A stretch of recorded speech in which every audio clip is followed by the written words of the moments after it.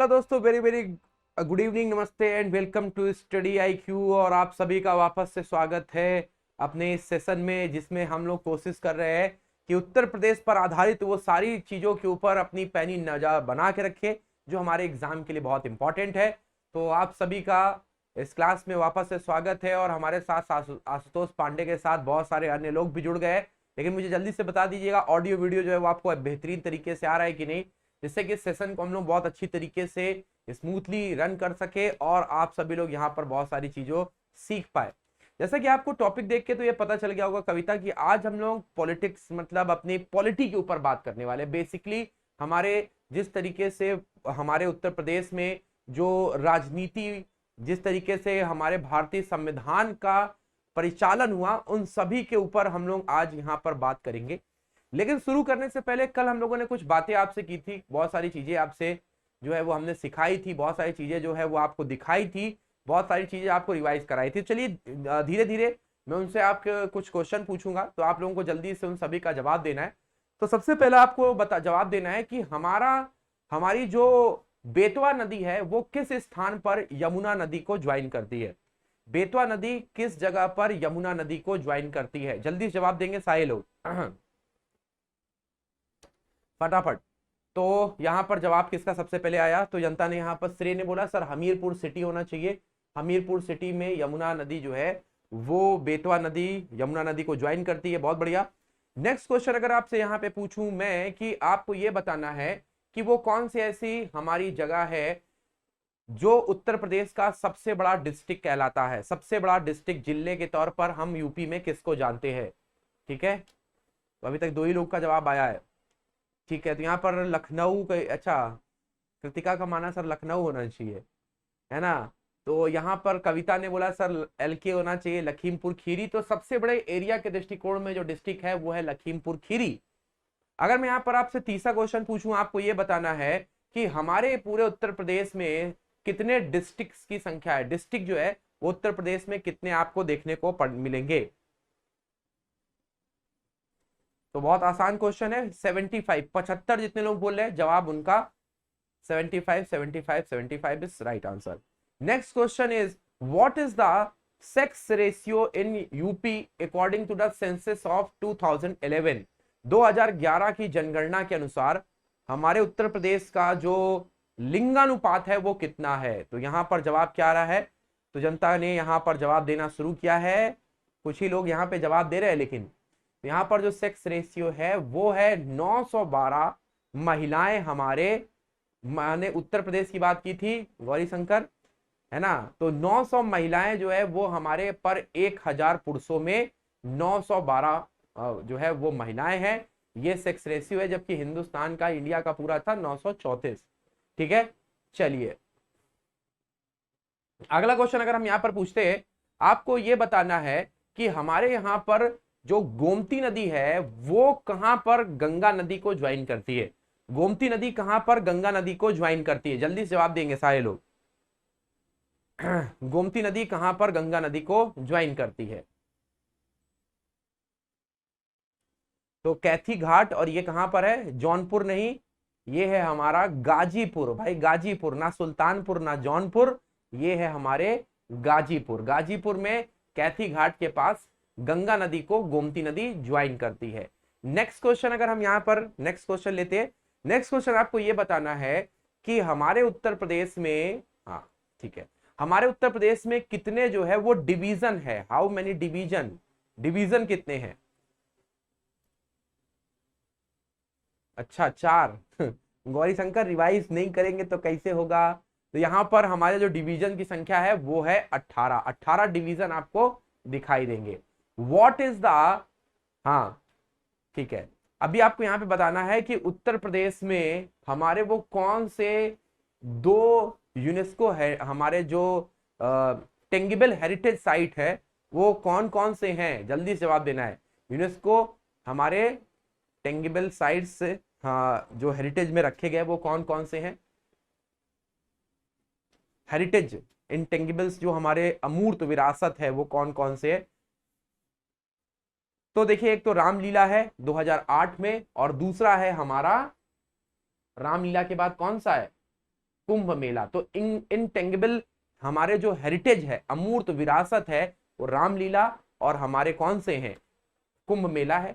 और अगर हमसे पूछा गया कि हमारे यूनेस्को हेरिटेज साइट कितनी है, तो यूनेस्को हेरिटेज साइट 3 है, ताजमहल, आगरा फोर्ट, फतेहपुर सीकरी। ठीक है, तो दोनों में कंफ्यूजन नहीं होना चाहिए। ठीक है, चलिए अगला क्वेश्चन आपको यह बताना है कि हमारे यहां पर जो 2021 में 2 रामसर साइट्स जोड़ी गई थी यूपी में, उनका नाम क्या है। ठीक है, आपको बताना है कि रामसर साइट्स जो 2021 में जोड़ी गई थी, वो दोनों साइट्स का नाम क्या है। जल्दी से जवाब देंगे, कौन कौन जवाब देगा। श्रेय का जवाब आया है सर, एक तो हैदरपुर वेटलैंड है, बिल्कुल सही है, हैदरपुर वेटलैंड। और दूसरा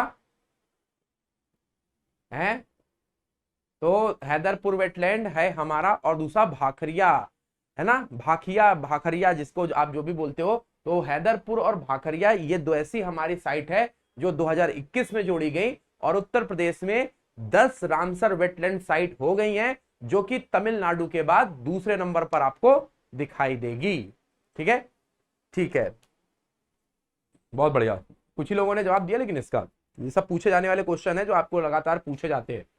चलिए अगला क्वेश्चन आपको ये बताना है बहुत आसान आसान क्वेश्चन पूछ रहे है ना, और बहुत इंपॉर्टेंट है, बिल्कुल आपको ये देखने को मिलने वाले एग्जाम में। अगला क्वेश्चन आपको ये बताना है कि हमारे यहाँ पर जो कजरी, हमारे जो गाने का या डांस का हमारा उद्गम है, वो किस जगह से हुआ। कजरी महोत्सव का जो उद्गम है वो कहां पर होता है।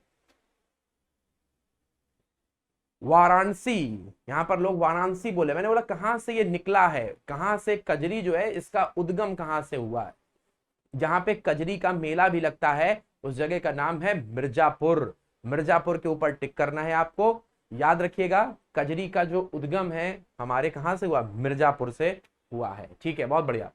चलिए अगला क्वेश्चन आपको बताना है, हमारे उत्तर प्रदेश का सर्वश्रेष्ठ सम्मान कौन सा है।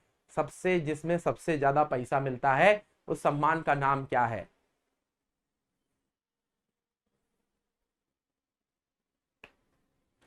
बोलो भाई। भारत भारती सम्मान, यहां पर गौरी शंकर बोल रहे हैं। सरस्वती सम्मान, ये तो सोनम तिवारी पूरे इंडिया का है, हम उत्तर प्रदेश की बात कर रहे हैं। तो यहां पर सही जवाब होना चाहिए, किसी ने नहीं रिवाइज किया। ठीक है, तो भारत भारती सम्मान जो है उत्तर प्रदेश का जो है सबसे बड़ा सम्मान है। तो भाई देखिए, रिवीजन बहुत जरूरी है, जो भी चीज आप पढ़ रहे हैं उसको रिवाइज करिए, है ना। ज्यादा पढ़ने से ज्यादा मुनासिब होता है कि आप ज्यादा पढ़ करके आप उसको भूल जाए, उससे है कि आप कम पढ़ करके उसको रिवाइज अच्छे से करें, ताकि आपके दिमाग में वो बना रहे और वहां से कोई भी क्वेश्चन आए तो आपके गलत ना हो। इसी के साथ आज हम लोग उत्तर प्रदेश की पॉलिटी के ऊपर बात करेंगे, और यहां से देखेंगे कैसे यहाँ पर हमारे governor, chief minister, council of minister, state assemblies, ये सभी चीजें कैसे यहाँ पर बनी, कैसे यहाँ पर पंचायती राज का फॉर्मेशन हुआ, हमारे यहाँ पर क्या क्या लोकायुक्त क्या होते हैं, है ना, ई गवर्नेंस, राइट टू हमारे इंफॉर्मेशन, क्या क्या चीजें यहाँ पर हमारे जोड़ी गई हैं, सब कुछ आज की क्लास में हम लोग यहाँ पर देखने वाले हैं। तो ये देखिए, उत्तर प्रदेश की राजनीति के प्रमुख चेहरे हैं, योगी आदित्यनाथ, अखिलेश यादव, है ना, प्रियंका गांधी एंड मायावती जी। चलिए मैं आप लोगों से एक प्रश्न पूछता हूं, मायावती जी उत्तर प्रदेश के मुख्यमंत्री के तौर पर कितनी बार शपथ ली हैं। जरा कौन बताना चाहेगा, कौन बताएगा, जरा हाथ उठा दे, हाथ नहीं उठा दे, ऐसे बता ही दे। मायावती जी ने उत्तर प्रदेश के मुख्यमंत्री के तौर पर कितनी बार शपथ ली है।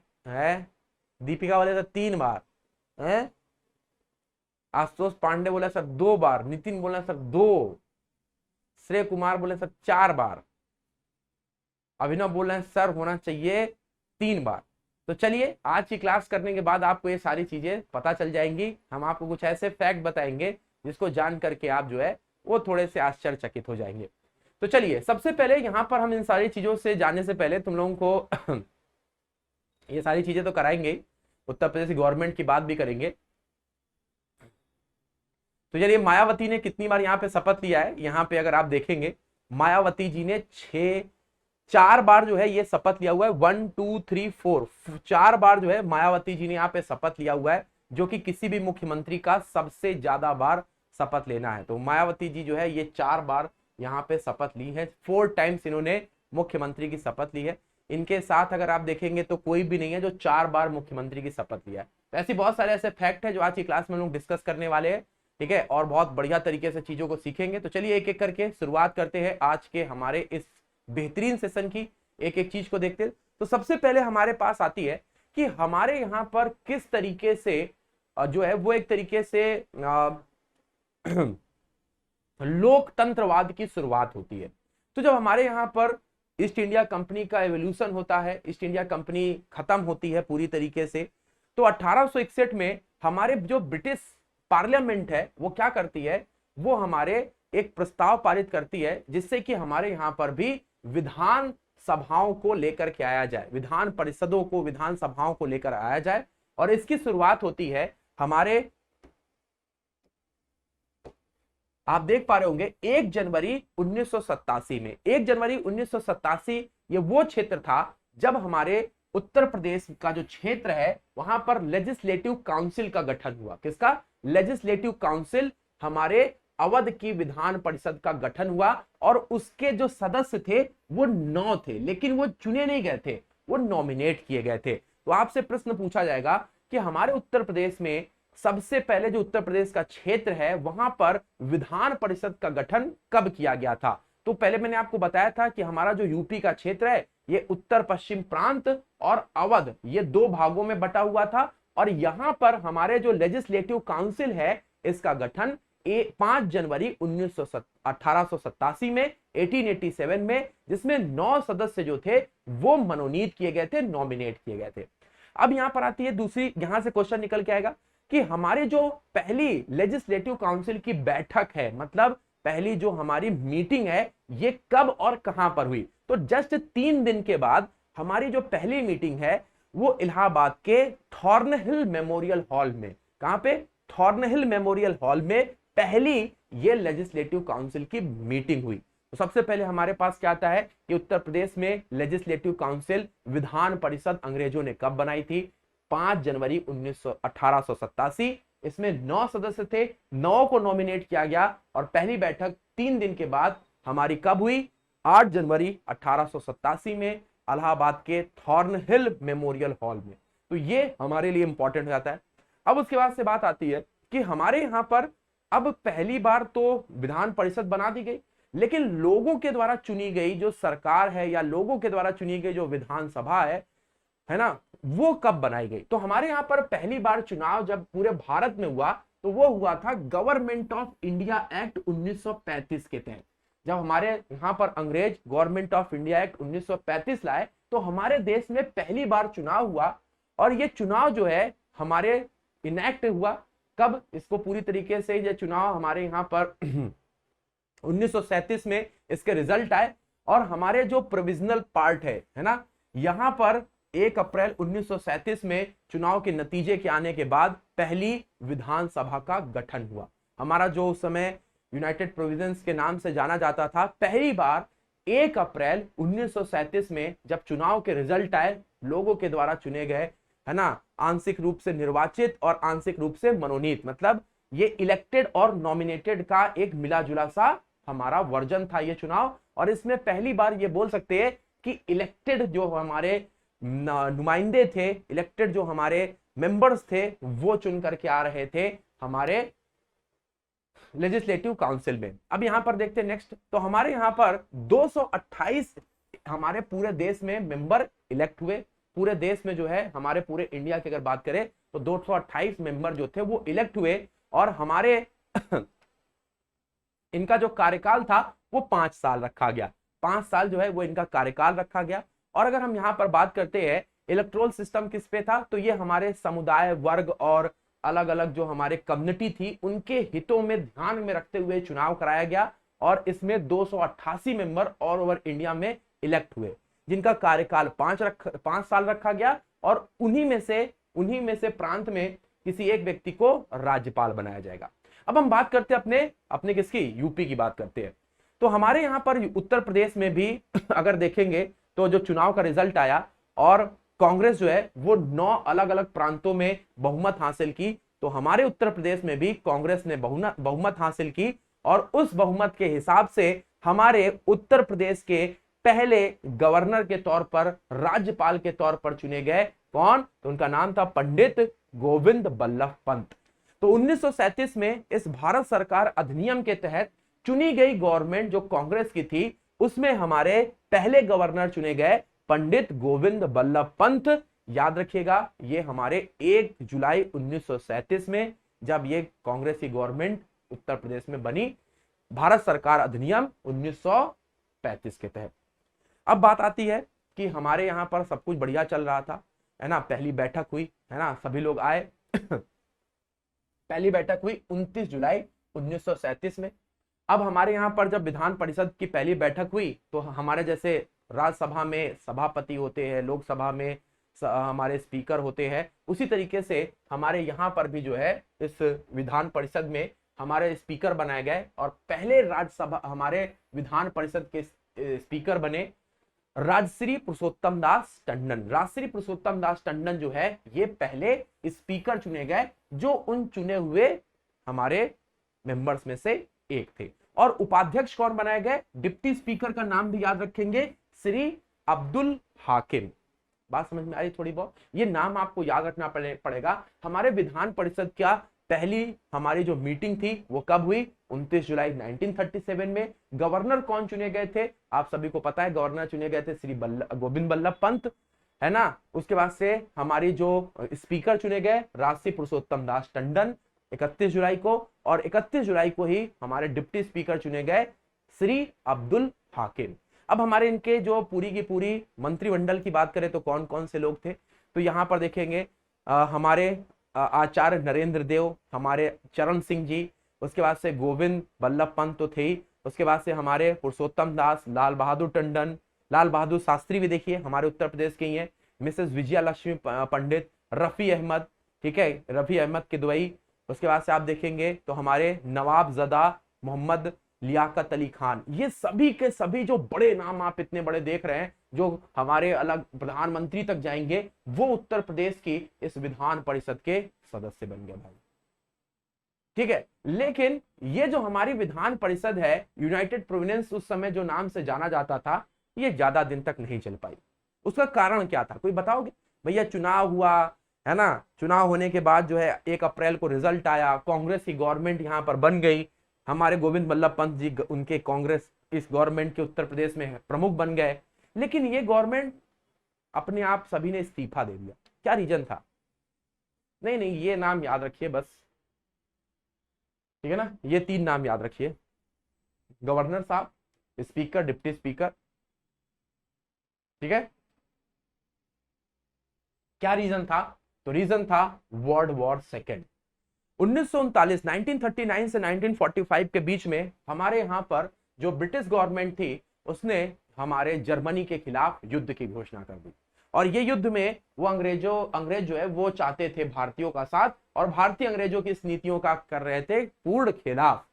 तो हमारे जो गवर्नर साहब थे, उन्होंने अपने सारे मंत्रियों के साथ रिजाइन दे दिया। साथ ही साथ जो हमारे गवर्नर थे, उन्होंने असेंबली को भी सस्पेंड कर दिया। मतलब 2 साल तक वो गवर्नमेंट चली, और 2 साल के हमारे बाद गवर्नमेंट ने पूरा का पूरा जो सिस्टम था उसको निलंबित कर दिया। क्योंकि यहां पर पूरी की पूरी जो हमारे ब्रिटिश चाहते थे कि अंग्रेज जो है, अंग्रेजों को भारतीय जो हमारी आर्मी है वो साथ दे, और उनके हर एक युद्ध में हर एक पहलू पर उनके साथ में आए। जो पूर्व भारत की सभी प्रकार के नेता इसका खुल करके विरोध कर रहे थे। इसलिए 1939 में भारत की सारी असेंबलीज को सस्पेंड कर दिया गया, और ये भी गवर्नमेंट यूपी की निरस्त कर दी गई। अब उसके बाद से वर्ल्ड वॉर के बाद हमारे यहाँ पर जब लेबर पार्टी बनी ब्रिटेन में, फ्रेश अप्रोच के साथ भारतीय प्रॉब्लम्स पर उन्होंने फोकस किया, और फिर से उन्होंने जो असेंबली थी उसको रिवाइव कर दिया। जो उसका निलंबन था, सस्पेंशन था, उसको क्या कर दिया? कैंसिल कर दिया, और वापस से हमारे फरवरी मार्च में चुनाव कराने का निर्णय लिया 1946 में। वापस से असेंबली को रिवाइव किया और चुनाव को कराने का निर्णय लिया। तो आप देख सकते हैं यहाँ पर हमारे जो दूसरा चुनाव का कराने का निर्णय फरवरी मार्च 1900 आप देख सकते हैं 46 में किया गया। और हमारे यहाँ पर वापस से आप देख पाएंगे जीबी पंत को हमारे वापस से क्या बनाया गया? वापस से हमारे गवर्नर बने। राजश्री टंडन हमारे स्पीकर बने। अब यहाँ पर डिप्टी स्पीकर देखिए चेंज हो जाएंगे। नफीसुल हसन जो है वो डिप्टी स्पीकर के तौर पर चुने गए। नफीसुल हसन, देख रहे हो ना यहाँ पे, परिवर्तन परिवर्तन परिवर्तन, है ना। यहाँ पे कौन थे? अब्दुल हकीम थे पहले स्पीकर। जब पहली बार हमारा जब चुनाव हुआ तो अब्दुल हकीम साहब थे, लेकिन यहाँ पर जब दूसरी बार हमारे अंग्रेजों ने असेंबली बनाई तो डिप्टी स्पीकर बने नफीसुल हसन। अब हमारी ये जो सबसे पहले यूनाइटेड प्रोविडेंस की गवर्नमेंट ने जो हमारे जो रेजोल्यूशन को पास किया, जो सबसे पहला रेजोल्यूशन था जो हमारे यूनाइटेड प्रोविडेंस में पास हुआ, क्योंकि अभी उत्तर प्रदेश तो नाम पड़ा नहीं था, तो आप बताइए उत्तर प्रदेश नाम कब पड़ा?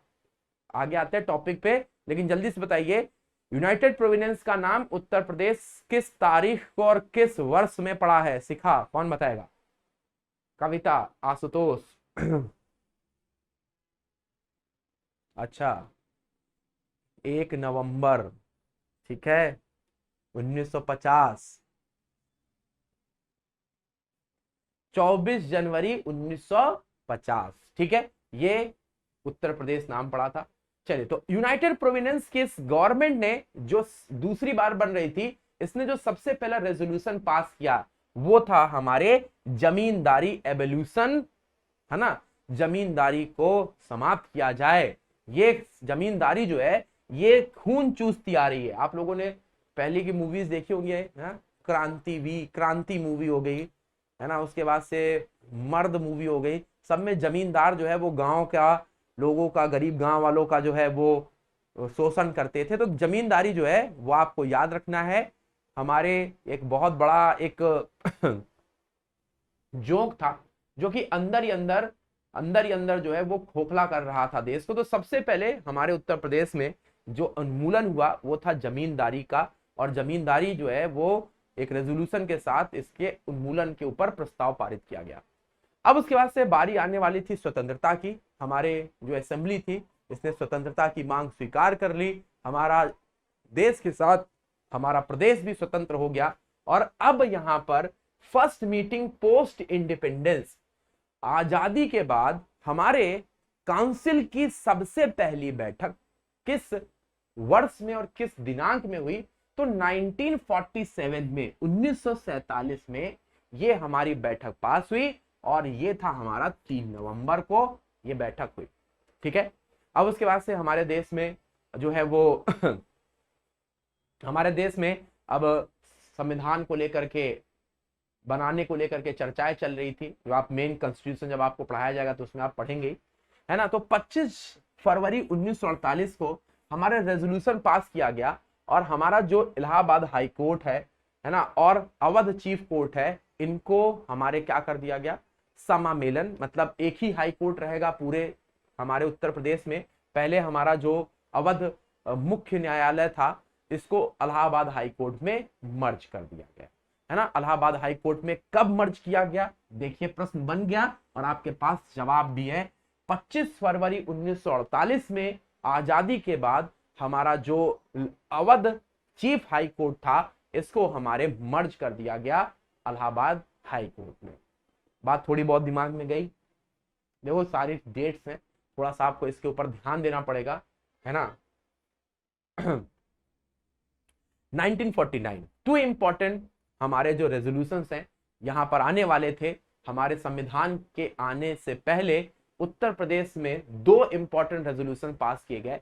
एक था उत्तर प्रदेश जमींदारी हमारे abolition and land reform bill, मतलब यूपी जमींदारी उन्मूलन और भूमि सुधार विधेयक, ये दोनों को हमारे यहां पर लाया गया 1949 में, और पास होने के बाद लागू कर दिया गया, इनेक्ट कर दिया गया 1951 में। तो आपसे पूछा गया इनेक्ट कब किया गया, तो याद रखिएगा इनेक्ट किया गया 1951 में, लेकिन इसको लाया कब गया था? तो 1949 में इसको लाया गया था। थोड़ी बहुत बात आ रही होगी समझ में। अब उसके बाद से दूसरा बिल हमारा कौन सा है? तो दूसरा है जो हमारे यूपी में एग्रीकल्चर टीनेंट्स, मतलब किराएदारी लगती थी एग्रीकल्चर्स को, उसको लेकर के भी हमारा बिल आया 1949 में, और इसको दिसंबर 1949 में ही लागू कर दिया गया। अब उसके बाद से हमारा जो पहला सत्र था, देख सकते हैं 2 फरवरी 1950 में संविधान के बनने के बाद हमारा ये पहला संविधान बनने के बाद पहला जो हमारी बैठक है वो कब हुई? पहला बैठक हुई 2 फरवरी 1950 में। हमारे जो स्पीकर बने वो पीडी टंडन हमारे स्पीकर बने। हमारी जो हिंदी देवनागरी स्क्रिप्ट जो है इसको ऑफिशियल लैंग्वेज अपनाया गया, ठीक है। और साथ ही साथ अगर आप देखेंगे तो कुछ ही महीनों के बाद पीडी टंडन जी ने अपने पद से इस्तीफा भी दे दिया। विधान परिषद की अपने इस पद से उन्होंने इस्तीफा भी दे दिया। तो ये कुछ हमारे क्रमवार हैं जो कि हम यहाँ पर देख पाएंगे। तो संविधान बनने के बाद, आजादी के बाद पहली बैठक कब हुई पूछेगा तो आपको बता देना है 3 नवंबर को। संविधान लागू होने के बाद जो पहली बैठक हुई वो थी हमारी कब? याद रखिएगा 2 फरवरी 1950 को, ठीक है। अब यहां पर आप देख पाएंगे 21 दिसंबर 1950 में हमारे जो डिप्टी स्पीकर थे श्री नफीजुल हसन, इनको अध्यक्ष चुना गया क्योंकि स्पीकर साहब जो है वो अपने पीडी हमारे जो पीडी टंडन साहब है ये रिजाइन दे चुके थे।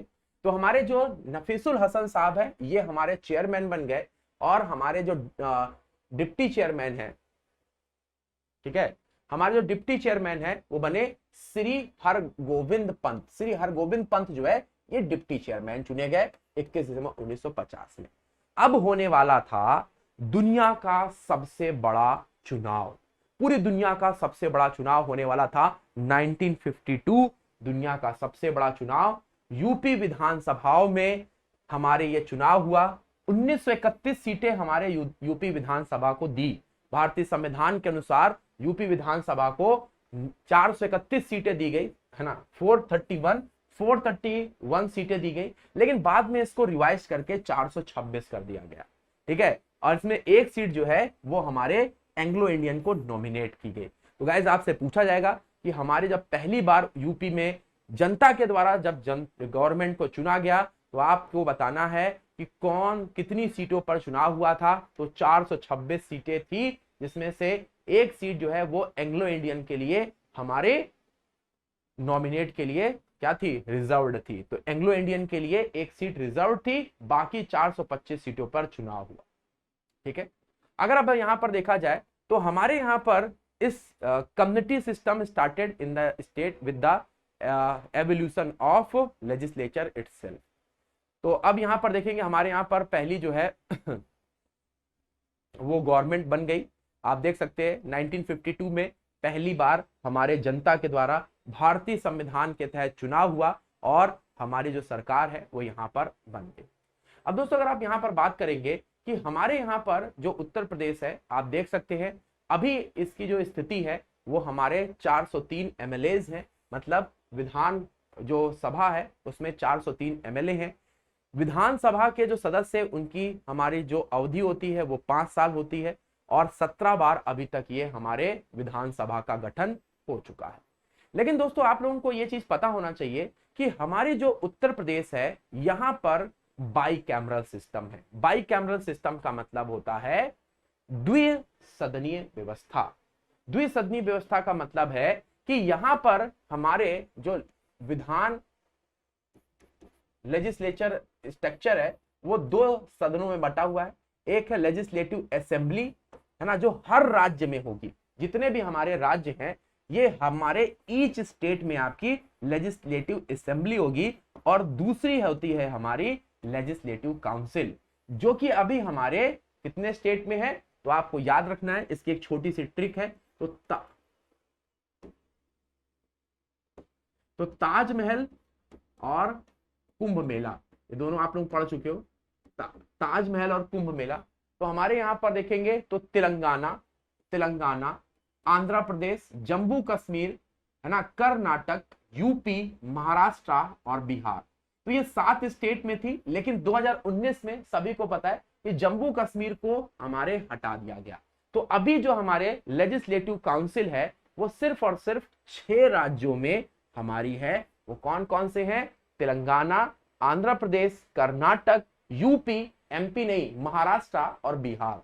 तो ये हमारे जो 6 राज्य हैं जहां पर आपको लेजिस्लेटिव काउंसिल देखने को मिलेगी। अब उत्तर प्रदेश की सरकार का स्ट्रक्चर कैसा है 1952 के बाद से हमारे संविधान में किस तरीके से ये जो स्टेट गवर्नमेंट है ये बताई गई है, चलिए इसको जरा देखते हैं। और सबसे पहले हमारे किसी भी स्टेट की जो गवर्नमेंट है उसके स्ट्रक्चर के बारे में कौन से पार्ट में बताया गया, किसी को पता है क्या? कौन से भाग में हम स्टेट गवर्नमेंट के बारे में पढ़ पाएंगे? राज्य सरकार के बारे में हम कौन से भाग में पढ़ पाएंगे? बताइए भाई जल्दी से।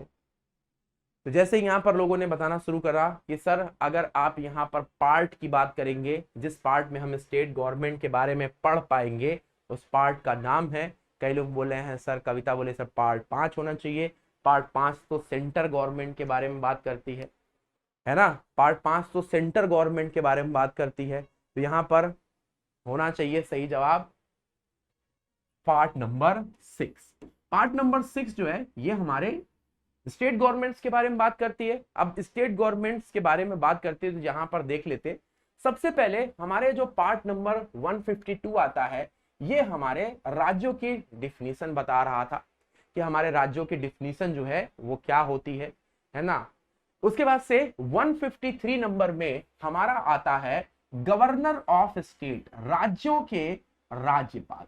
राज्यों के राज्यपाल के बारे में यह बताया गया कि हमारे हर एक राज्य में दोस्तों, ईच एंड एवरी स्टेट में एक राज्यपाल होगा। जैसे कि अभी 12 राज्यपाल जो है वो हमारे अलग अलग स्टेट के अभी रीसफल हुए, तुम लोगों ने पढ़ा होगा करंट अफेयर्स में। तो हर एक राज्य में एक राज्यपाल होगा। लेकिन यहां पर एक परिवर्तन हो गया 7वें संविधान संशोधन के तहत, 7th अमेंडमेंट के तहत। बहुत ध्यान से देखिएगा, यहां पर एक परिवर्तन हुआ और यह बोला गया कि यहां पर हर एक राज्य में एक राज्यपाल के साथ हम ये भी पॉइंट को जोड़ेंगे, हर एक राज्य में या दो से अधिक राज्यों में भी एक राज्यपाल हो सकता है। समझे कि नहीं? तो 7वें संविधान संशोधन के तहत, कॉन्स्टिट्यूशनल अमेंडमेंट के तहत यह बोला गया कि 2 राज्यों में या हमारे 2 से अधिक राज्यों में एक राज्यपाल होगा। ठीक है, एक राज्यपाल होगा। ठीक, बात समझ में आई थोड़ी बहुत? ठीक है, ये 7वें संविधान संशोधन में जोड़ दिया गया।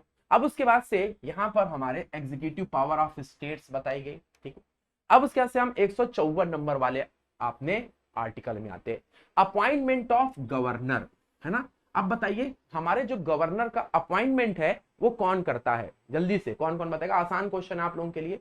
हमारे 155 नंबर वाला आर्टिकल जो है ये अपॉइंटमेंट ऑफ गवर्नर से कर आता है। कौन हो यहाँ पे? प्रेसिडेंट साहब, प्रेसिडेंट साहब, राष्ट्रपति जी, राष्ट्रपति जी, राष्ट्रपति जी। तो भैया तुम लोग बोल रहे हो सारे लोग एक साथ, तो हम यहाँ पर प्रेसिडेंट साहब जी का नाम लिख देते भाई, प्रेसिडेंट साहब करते हैं। ठीक है, अब यहाँ पर हमारे आता है नेक्स्ट 156 नंबर वाला जो आर्टिकल है ये बताता है term of office of governor, कार्यकाल।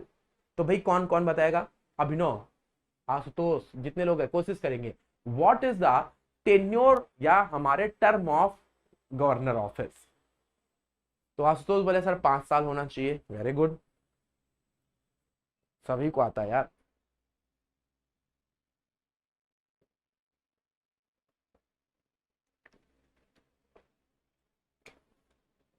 हाँ, बस यही तो मैं सुनना चाहता था। टिल टिल टिल टिल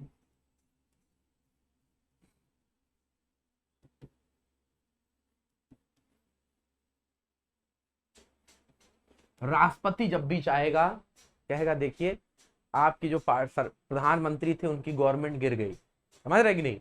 आपके प्रधानमंत्री जो थे उनकी गवर्नमेंट गिर गई, अब आप जाइए। तो राष्ट्रपति के प्रसाद पर्यंत तक इनका टेन्योर होता है। अब उसके बाद से qualification for the appointment as a governor. अगर भैया गवर्नर बनना है तो क्या क्वालिफिकेशन होनी चाहिए? चलिए सबसे पहले तो ये तो सभी को पता होगा कि वो भारत का नागरिक होना चाहिए, है ना? अब आप लोग एज बता दीजिए, what is the criteria of age? Age का क्या क्राइटेरिया है? 35 साल या उससे ज्यादा होनी चाहिए, 35 या उससे ज्यादा यहां पर होनी चाहिए, बिल्कुल सही है। अच्छा, आप लोगों को एक एडिशनल यहां पर जो क्राइटेरिया मैं बता देता हूं कि हमारे जो किसी भी राज्य के गवर्नर होते हैं, he was not resident of that particular state, वो उस पर्टिकुलर राज्य के निवासी नहीं होना चाहिए, है ना? उस पर्टिकुलर स्टेट के, हाँ देखो श्वेता ने लिख भी दिया, उस पर्टिकुलर स्टेट के रेजिडेंट नहीं होना चाहिए। जैसे कि अभी हमारे उत्तर प्रदेश की राज्यपाल कौन है, तो बोलेंगे सर आनंदीबेन पटेल है, और आनंदीबेन पटेल जो है वो आती है कहां से, हमारे गुजरात से। तो इसी तरीके से वो हमारे पर्टिकुलर उस स्टेट से उनका रिलेशन रेजिडेंट नहीं होनी चाहिए। ठीक, अब उसके बाद से तीसरे नंबर पे आता है 158 नंबर पे, the condition of governors office. Governor office की कंडीशन क्या होती है, तो कंडीशन का मतलब है कि वो हमारे, अगर किसी हमारे मंत्री के पद पर है या किसी हमारे एमपी या एमएलए के पद पर है और उनको गवर्नर बना दिया गया, गवर्नर बना दिया गया, तो जैसे ही वो गवर्नर के ऑफिस में जाएंगे, जैसे कि मैं आपको एक एग्जांपल देता हूं, थावर चंद्र गहलोत, वो हमारे social justice and welfare minister थे, समाज कल्याण मंत्रालय उनके पास था, बट अब उनको कर्नाटक का गवर्नर बना दिया गया।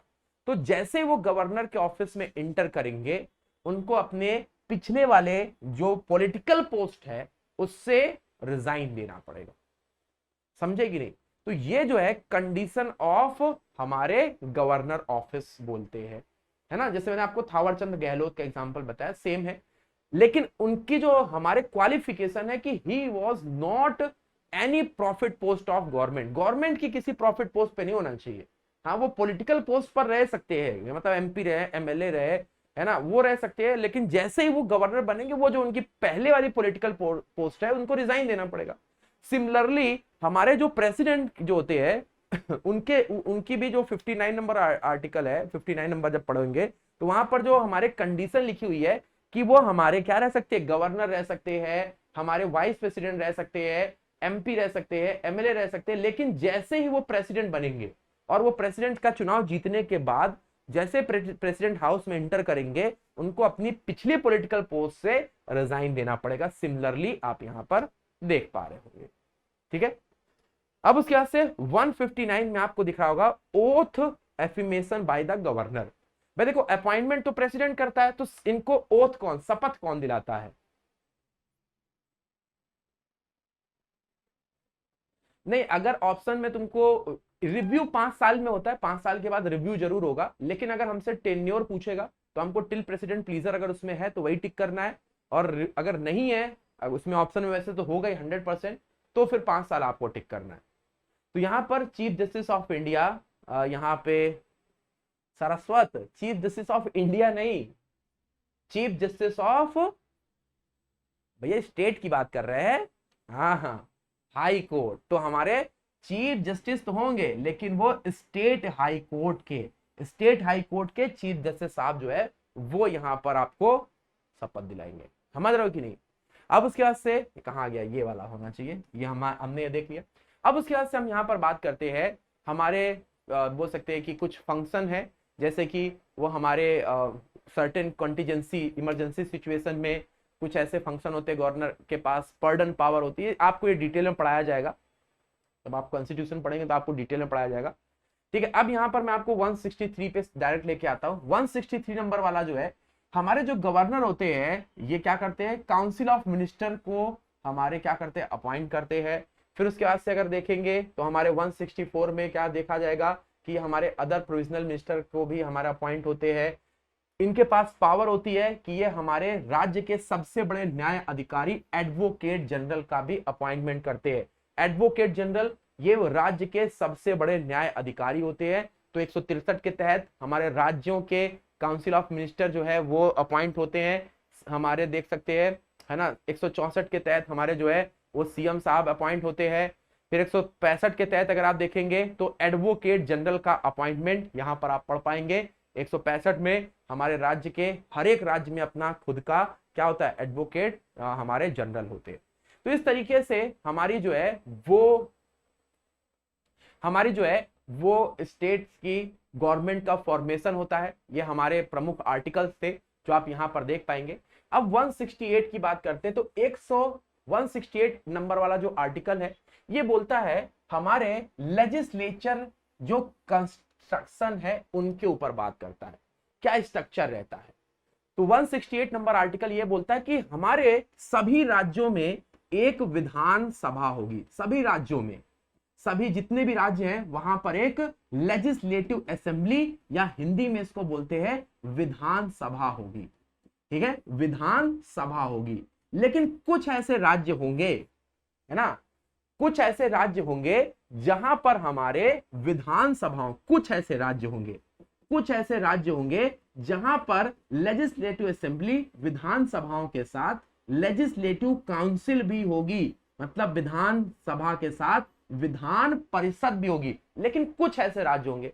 अब तुम्हारे मन में आएगा सर ये कौन से ऐसे राज्य होंगे, ये डिसीजन कौन लेगा, ये कौन से ऐसे राज्य हैं जहां पर ये लेजिस्लेटिव काउंसिल विधान परिषद बनाने का जो है ये डिसीजन लिया जाएगा। तो ये अधिकार किसके पास होता है, ये अधिकार हमारे आर्टिकल नंबर 169 में, आर्टिकल नंबर 169 में ये लिखा हुआ है साफ तौर पे कि हमारे देश की संसद के पास ये अधिकार है कि वो उस राज्य में विधान परिषद को या तो बना सकती है या तो बिगाड़ सकती है।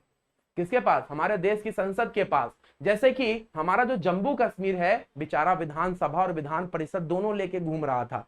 एक तो उससे राज्य से उसको केंद्र शासित प्रदेश में बदल दिया, वहां पे एमएलए तो रखे, जैसे दिल्ली और पुडुचेरी में जो है विधानसभा होती है जबकि वो केंद्र शासित प्रदेश है, उसी तरीके जम्मू कश्मीर में भी विधानसभा होगी, लेकिन संसद ने उससे उसका लेजिस्लेटिव काउंसिल छीन लिया। तो आर्टिकल नंबर 169 के अकॉर्डिंग ये साफ तौर पे आपको पता होना चाहिए कि यहां पर हमारे विधान जो परिषद है उसको बनाने एवं भंग करने का अधिकार होता है संसद के पास। किसके पास, संसद के पास होता है। बात समझ में आई कि नहीं आई, है ना। अब उसके बाद से 170 नंबर जो आर्टिकल है ये हमारे विधानसभा जो हर एक राज्य में होती है उसके में कितने अधिकतम सदस्य होंगे।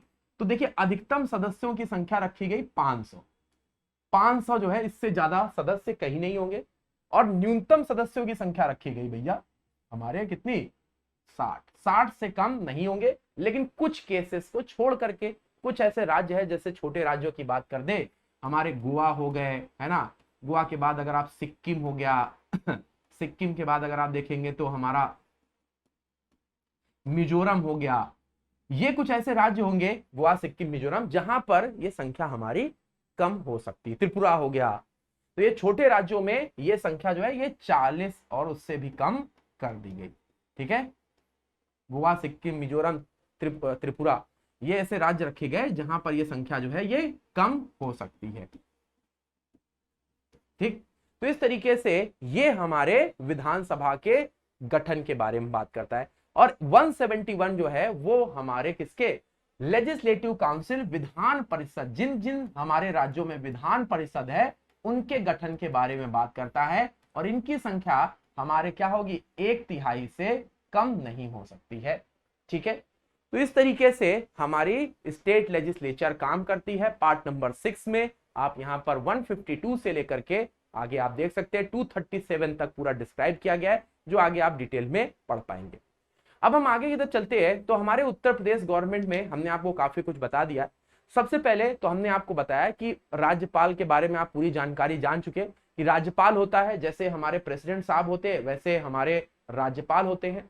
अब यही जो है वो मुख्यमंत्री का, हमारे जिस भी पार्टी को सबसे ज्यादा बहुमत मिलता है उसमें से उनके जो हमारे नेता होते हैं उनको मुख्यमंत्री घोषित किया जाता है। ठीक है, अब उसके बाद से अगर देखेंगे तो उत्तर प्रदेश का जो हाई कोर्ट है वो हमारे इलाहाबाद में है और इसकी जो बेंच है वो लखनऊ में भी लगती है ना। बाई कैमरल सिस्टम है, द्विसदनीय व्यवस्था है। आप सभी को पता है कि 6 राज्य ऐसे होते हैं जहां पर हमारे विधान परिषद भी है। उत्तर प्रदेश उन 6 राज्यों में से एक आपको दिखाई देगा। ठीक है ना। हमारे विधान परिषद जो है जिसको हम लोग ऊपरी सदन भी बोलते हैं, इसमें जो हमारे सदस्यों की संख्या है वो 100 है, जैसा कि मैंने कल भी आपको बताया था। ठीक है, 100 सदस्य इसको बोलते हैं। और विधान परिषद में जो हमारे सदस्यों की संख्या है, एमएलए की संख्या जो है वो हमारे 403 है। यहां पर आपको दिखाएगा 100 एमएलसी है, मेंबर ऑफ लेजिस्लेटिव काउंसिल, और एमएलए की संख्या जो है वो 403 है। ठीक है, अब हम आगे की तरफ चलते हैं। तो आगे हमारे सामने आता है, जैसे कि आपको पता होगा कि 1861 हमारे इंडियन काउंसिल एक्ट के तहत लेजिस्लेचर हमारे मतलब विधान मंडल का निर्माण होना शुरू हुआ। सभी को पता होगा हमारे यहाँ पे जो पहली बैठक है, हमने यहाँ पर आपको बताया कि अधिसूचना नोटिफिकेशन जो जारी हुआ, ये आपका 26/11/1886 में अधिसूचना जारी होती है। पहली बैठक जो है वो हमारी कब होती है? 8/11/87 में। ठीक है, अब हमारे जो विधान परिषद अधिनियम के तहत पहले संख्या 9 थी, उसको बढ़ा करके 15 की जाती है, जिसमें से 7 राज्यपाल गवर्नर के द्वारा, जो समय हमारे गवर्नर थे होंगे उस पर्टिकुलर विधानमंडल के, उनके द्वारा मनोनीत होंगे, है ना, और 8 जो है वो निर्वाचित इलेक्टेड होंगे। ठीक है, उसके बाद से परिवर्तन होता रहा। परिवर्तन होने के साथ साथ अभी जो स्थिति है वो आप सभी को पता है।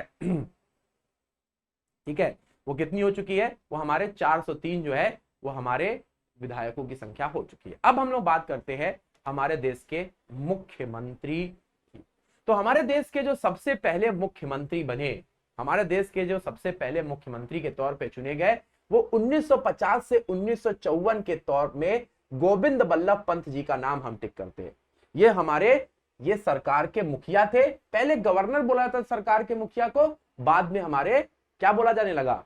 हमारे मुख्यमंत्री बोला जाने लगा।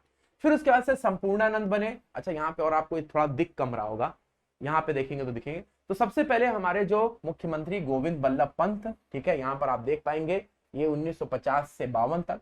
फिर उसके बाद से दूसरे नंबर पे हमारे जनता के द्वारा चुन करके आए, चुनाव में चुन करके आए। ये देखिए पहली बार चुनाव हुआ था, चुनाव का रिजल्ट आया तो पहली बार जनता के द्वारा चुन करके आए गोविंद बल्लभ पंत, यहाँ पर देखें 2 साल के लिए।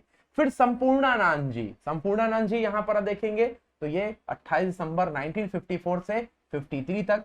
फिर उसके बाद से चौथी बार, चौथा टेन्योर देखेंगे, फिर से चुनाव के बाद संपूर्णानंद जी, मतलब 2 टेन्योर हो चुके हैं इनके। यहाँ पर देखेंगे 10 अप्रैल से 1960 तक, 57 से 60 तक आप देख पाएंगे। फिर हमारा आता है, देख पाएंगे चंद्रभानु गुप्ता जी। चंद्रभानु गुप्ता जी हमारे 60 से लेकर के 62 तक।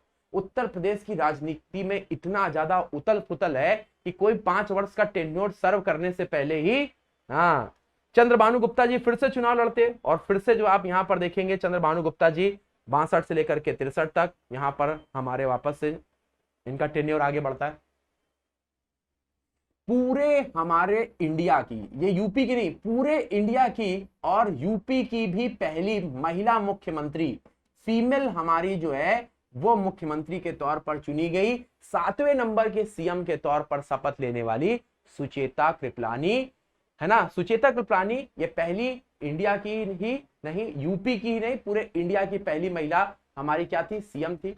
फिर 8वें नंबर पे फिर से देखेंगे चंद्रभानु गुप्ता जी आ जाते हैं। मतलब इन चंद्रभानु गुप्ता जी का अगर आप टेन्योर देखेंगे 1, 2 और तीसरी बार फिर से यहाँ पर, ठीक है। फिर उसके से चरण सिंह, आप लोग जानते होंगे, चौधरी चरण सिंह किसान नेता थे, है ना। इन्हीं के नाम पर जो है वो लखनऊ का इंटरनेशनल एयरपोर्ट भी है, हमारे चौधरी चरण सिंह इंटरनेशनल एयरपोर्ट। ये भी हमारे उत्तर प्रदेश के मुख्यमंत्री के साथ साथ भारत के प्रधानमंत्री भी बने। ये कैसे प्रधानमंत्री थे जिनको संसद में इनके कार्यकाल में जाने का मौका नहीं मिला, लेकिन ये उत्तर प्रदेश के मुख्यमंत्री भी रह चुके। फिर उसके बाद में उत्तर प्रदेश में लगता है पहली बार फर्स्ट प्रेसिडेंट रूल। यूपी में कब लगा था? तो 25 फरवरी 1958 से 26 फरवरी 1969 तक पहली बार यूपी में हमारा लगा प्रेसिडेंट रूल। याद रखना है कब, कौन से वर्ष में लगा था और ये कौन सी तारीख को। तो 1 साल तक लगभग आप देख पा रहे होंगे ये प्रेसिडेंट रूल हमारा लगा। फिर आगे हमारे अपने कौन से चौथे टेन्योर में हमारे चंद्रभानु गुप्ता जी, 1 साल का टेन्योर, कांग्रेस के थे, 69 से 70 यहाँ पर। फिर हमारे चौधरी चरण सिंह 11वें अपने टेन्योर में 11वां हमारे मुख्यमंत्री के तौर पर शपथ ले रहे थे, 70 से लेकर के हमारे 1 अक्टूबर तक 1970, कुछ महीने के लिए। फिर प्रेसिडेंट रूल, दूसरी बार फिर से प्रेसिडेंट रूल लगा। ये था हमारा देख पाएंगे कुछ 17 दिनों के लिए प्रेसिडेंट रूल लगा, लेकिन दूसरी बार प्रेसिडेंट रूल जो है ये आपके सामने 1970 में 1 अक्टूबर से 18 अक्टूबर तक प्रेसिडेंट रूल है। फिर उसके बाद हमारे आते हैं त्रिभुवन नारायण सिंह। त्रिभुवन नारायण सिंह 18 अक्टूबर से 3 अप्रैल 1971 तक ये हमारे कांग्रेस की तरफ से बनते हैं मुख्यमंत्री साहब। फिर आगे चलते हैं, उसके बाद आते हैं हमारे 13वां टेन्योर कमलापति त्रिपाठी 71 से 73, 2 साल तक, लेकिन यूपी की राजनीति है, 2 साल चल गई, फिर से राष्ट्रपति शासन। कौन से नंबर का राष्ट्रपति शासन है? तीसरे नंबर का राष्ट्रपति शासन 1973 में। आप देख पा रहे होंगे 1, 2 और ये तीसरे नंबर का राष्ट्रपति शासन 12 जुलाई से 8 नवंबर 1973 के बीच में लगता है। उसके बाद से आते हैं हम लोग हेमवती नंदन बहुगुणा। 8 नवंबर 1973 से लगभग हमारे कुछ महीने तक 1974 मार्च तक इनका टेन्योर रहा। फिर से उसके बाद हेमवती जी का जो है वो टेन्योर आया 5 मार्च 1974 से 29 मार्च 1975 तक। फिर उसके बाद फिर से प्रेसिडेंट रूल। हमारे जो यूपी की राजनीति इतनी आसान नहीं भाई साहब, राजनीति यूपी के चलाना इतना आसान नहीं है। प्रेसिडेंट रूल चौथी बार प्रेसिडेंट रूल लगा नवंबर 30 1975 से 76 तक। ये हमारे इमरजेंसी के दौरान का था। अब उसके बाद से आप एनडी तिवारी जी का टेन्योर देखेंगे। नारायण दत्त तिवारी जी एक ऐसे यूपी के मुख्यमंत्री हैं जो कि 2 राज्यों के मुख्यमंत्री रह चुके हैं। प्रश्न बहुत ध्यान से देखिएगा, एनडी तिवारी एक ऐसे मुख्यमंत्री हैं जो यूपी के साथ साथ उत्तराखंड जब अलग हुआ तो उसके भी मुख्यमंत्री बने, तो 2 राज्यों के मुख्यमंत्री बने। चलिए एनडी तिवारी जी के ऊपर बात करते हैं। तो जनवरी 21 से 1976 से लेकर अप्रैल 1977 तक ये उत्तर प्रदेश के मुख्यमंत्री रहे। फिर भाई साहब प्रेसिडेंट रूल, कौन से नंबर का प्रेसिडेंट रूल है? ये 5वें नंबर का प्रेसिडेंट रूल। 5वें नंबर का 5th नंबर का प्रेसिडेंट रूल हमारे 30 अप्रैल से 23 जून तक लगा 1977। आर.एन. यादव, फिर से आर.एन. यादव जी आते हैं जनता पार्टी से चुन करके, जनता पार्टी का उद्गम होता है। आर.एन. यादव जी 2 साल का टेन्योर है ना, 77 से 89। फिर बाबू बनारसी दास, कॉलेज भी है लखनऊ में बाबू बनारसी दास, आप देख पाएंगे 79 से 80 जनता दल से। फिर भाई साहब 6वें नंबर पे फिर से प्रेसिडेंट रूल। तो प्रेसिडेंट रूल फिर से कुछ महीने के लिए लगता है, फरवरी से जून तक 1980 में। फिर आ जाते हैं हमारे वीपी सिंह जी, 1980 से 1982 तक का टेन्योर, 2 साल का टेन्योर है लगभग। आप देख पाएंगे ये भी भारत के प्रधानमंत्री बने, ये भी भारत के प्रधानमंत्री पद के पहुंचे। तो चरण सिंह जी के बाद दूसरे ऐसे आ गए जो भारत के प्रधानमंत्री बने। सतपति मिश्रा जी यहां पर देखेंगे तो 1982 से 1984। एनडी तिवारी जी, हाँ उत्तराखंड के सीएम वाले वही हैं, फिर इनका 1 साल का टेन्योर। फिर एनडी तिवारी जी, फिर से यहां पर आप देख पाएंगे इनका टेन्योर, ठीक है। फिर आ जाते हैं हमारे वीर बहादुर सिंह जी, हमारे कांग्रेस की तरफ से 85 से 88 तक 3 साल का टेन्योर इनका होता है ना। अब हम लोग 1988 में आ गए। अब आते हैं मोस्ट इंपॉर्टेंट, धरती पुत्र के नाम से फेमस। बोलोगे सर क्यों ये इंपॉर्टेंट है? इसलिए इंपॉर्टेंट है क्योंकि दोस्तों अभी ये हाल में ही इंतकाल हुआ, हमारे बीच में नहीं है। बहुत ही धाकड़ नेता और इनके ऊपर बहुत सारे प्रश्न बनेंगे इस बार। तो मुलायम सिंह यादव जी पहली बार मुख्यमंत्री पद पर कब बने और किस पार्टी से चुने गए थे, यह प्रश्न पूछेगा। मुलायम सिंह जी के ऊपर बहुत इंपॉर्टेंट है। तो पहली बार ये 5 दिसंबर 1989 में हमारे सैफई इटावा के छोटे से गांव से आते हैं और यहां पर लगभग आप देख सकते हैं 1991 24 जून तक जनता दल तक, अभी तक ये अपनी पार्टी नहीं है, जनता दल से ही चुनाव लड़ करके मुलायम सिंह ने यहां पर पहली बार मुख्यमंत्री के तौर पर चुने गए, पहली बार मुख्यमंत्री के तौर पर चुने गए। अब उसके बाद से आते हैं कल्याण सिंह जी, बीजेपी की पहली बार जो है सत्ता मुंह दिखाई होती है। कल्याण सिंह जी 1991 में हमारे है ना 24 जून 1991 से दिसंबर 1992 तक में ये बीजेपी की तरफ से चुने गए। लेकिन भैया प्रेसिडेंट रूल बहुत देर से नहीं आया है, लगवा दो प्रेसिडेंट रूल भाई। 6वां प्रेसिडेंट रूल 1992 से 1993 तक के बीच में लगता है, लगभग 1 साल का प्रेसिडेंट रूल है।